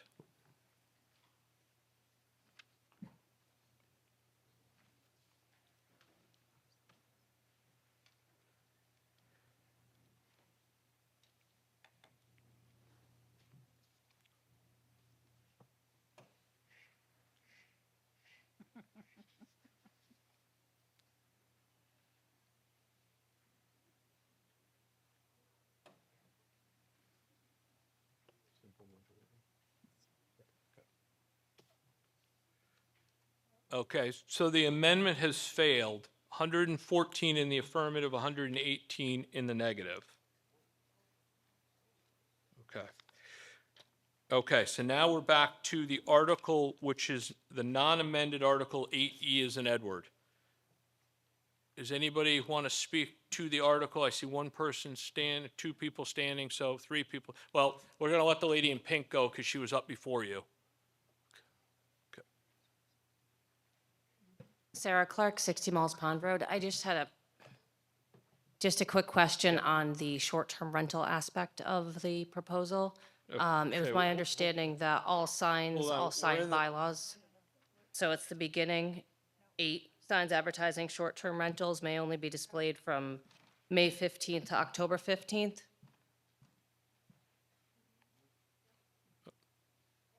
Yep. Okay, so it's my understanding that all sign bylaws have to be content neutral in order to comply with federal Supreme Court regulations. Has town council weighed in as to whether restricting specifically short-term rentals is appropriate and can be upheld by the AG's office?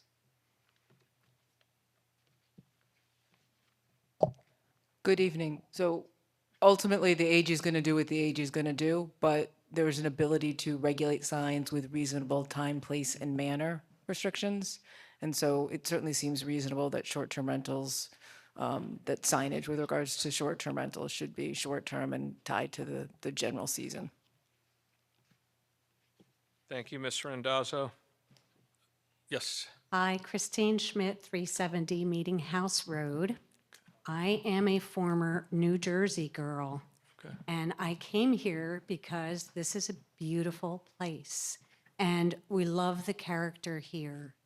I would just like to speak briefly in support of having regulations on signage so that Route 6 doesn't end out looking like Ocean Avenue in Seaside Heights. Thank Okay. you. You're welcome. Anybody have anything? Okay, straight ahead. Oh. Okay, no, all right. Straight ahead. Yes, my name is Kathy Bennell, 470 State Highway. I would like a clarification of what you mean by mechanically controlled signs with changing messages or displays. Would this not affect your beach parking closed signs that are used every year? Does anyone specifically want to address that? It's like the big, tall, wiggly, oscillating, inflatable So people. it wouldn't affect speed limit 30, you're going 35, you know, those kinds of signs. Yeah. Those would be under public safety purview, so they wouldn't be under the sign code. Okay, so those would be exceptions to this rule. Okay. Yeah, thank Okay. you. With some, yes. Willowshire, 640 Nauset Road. And does this mean that the Eastham painters can't have their feather sign out for 2 days a week during the summer?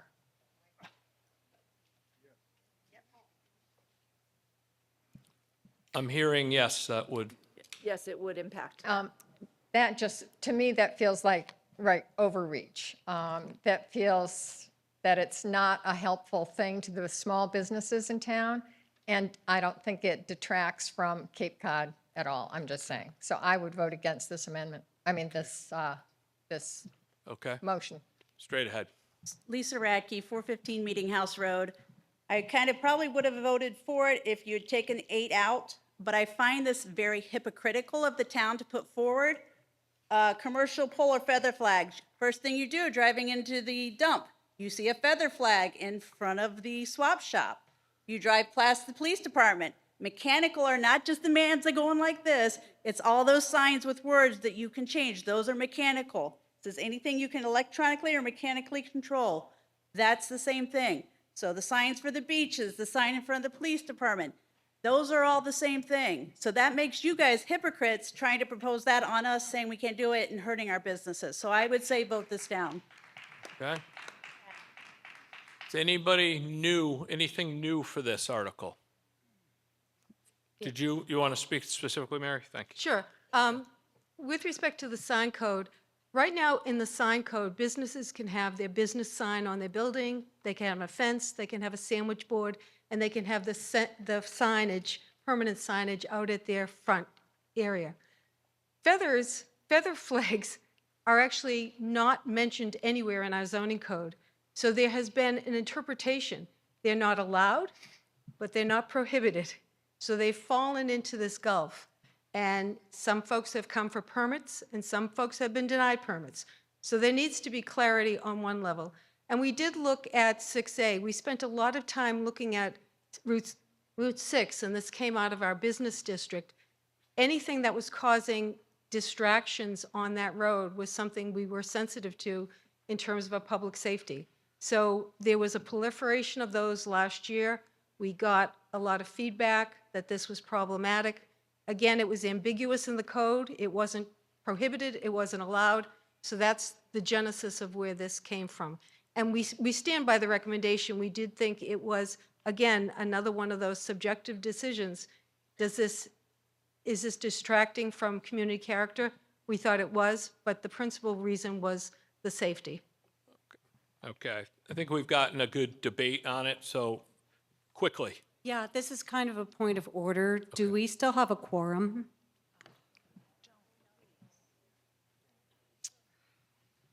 So, quorum has been made. I know that. No, I'm sorry. So, you can't. Just because the votes have not reflected a quorum, doesn't mean that there is a quorum present. That's correct. People voted. So, we have had a question about the quorum. So we don't know whether everyone has voted on every article. So we do have to vote, right? We've got to do a count to see if we have quorum. So. Point of no quorum is going to. So what do we need? What do you need us to Hold on, do? yeah, just turn the light off for a second. Hold on. Teller's got to come and count Yep. everybody. Oh, we have to do a manual count? How else you going to guarantee that people are using? Okay. I mean, let's check with the clerk. Does the clerk, can they tell us how many clickers are still checked out? Yes. So the legal counsel has asked for if you have a number of clickers that are still in force.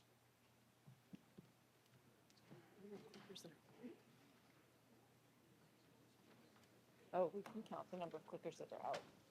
Doesn't matter if somebody does 1 or 2, you can just add again. Just press a button. Right. We press a button, 1 or 2. Add them together, we get the number. I know. This is painful. I'm sorry. Wait, what? Okay, there's one. Do we have a couple of CERT volunteers that could come up and help us out? the fancy yellow vests. Bill, they need your help, certain people. Get your vest.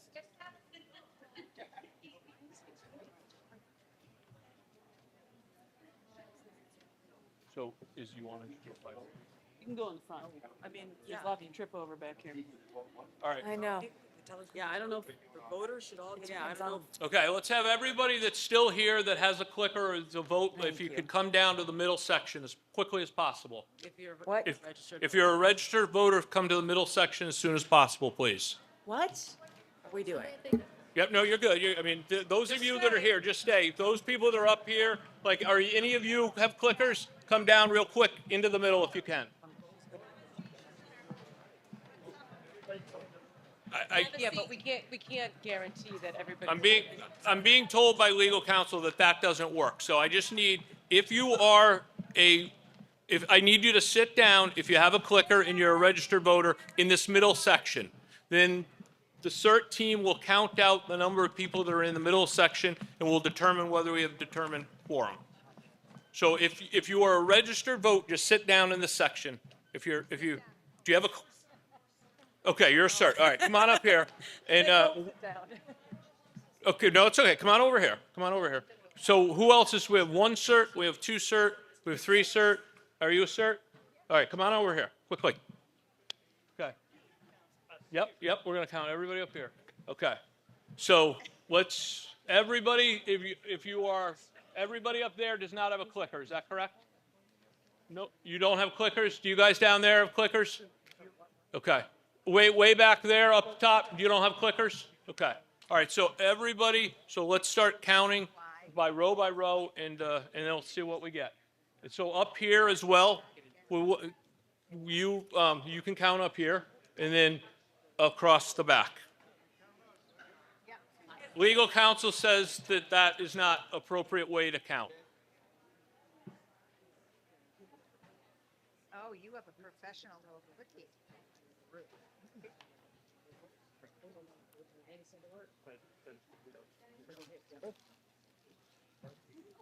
Excuse me, but just a thought, could everybody just push one and then we could take a count? I guess if they push it and we got 246, that's fine, but that's no way to guarantee that everybody votes. Okay. And the chief and everybody else, if they're residents, they get counted. Your call. Look, this is the only way to be 100% sure Okay. that there is. We need. All right.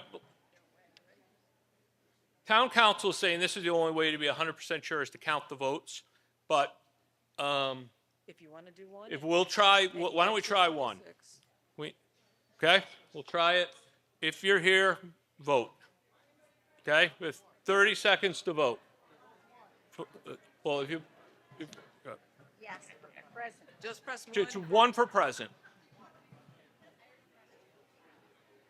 Then you can press one again. Or no- You can press one, it'll override it. We've got 30 seconds. Are we having everybody press one?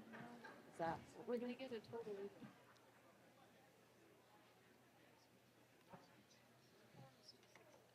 I thought you said 246.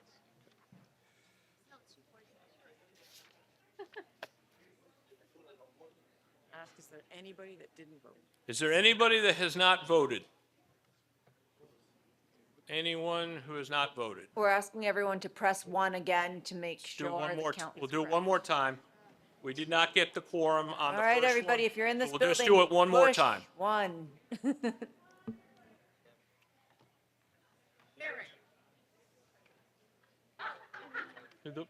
Can the voting people clear the vote, the first vote, please? Clear it, and we'll do it one more time.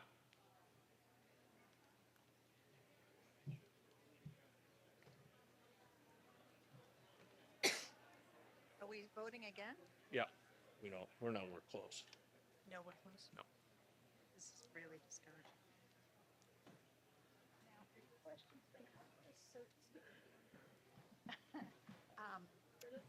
Community Emergency resource team. response. team. I don't, yeah. No, but, like, I don't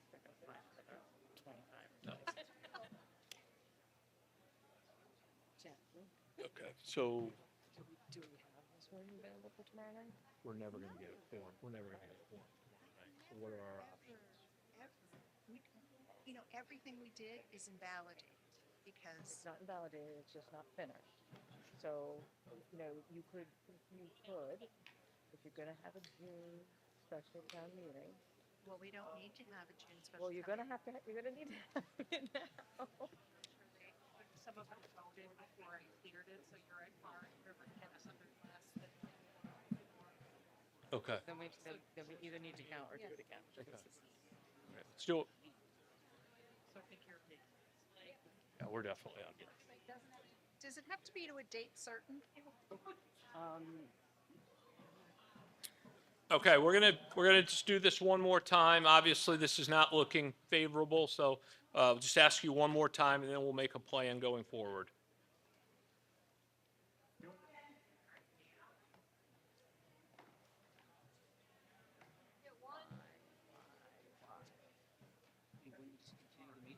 We're gonna have to continue. I'm trying to figure out if we have to do some. I have no. Well, you really earned your $500 each year. Okay, what was it? What was the number? No. So, I think then you need to. You don't have to.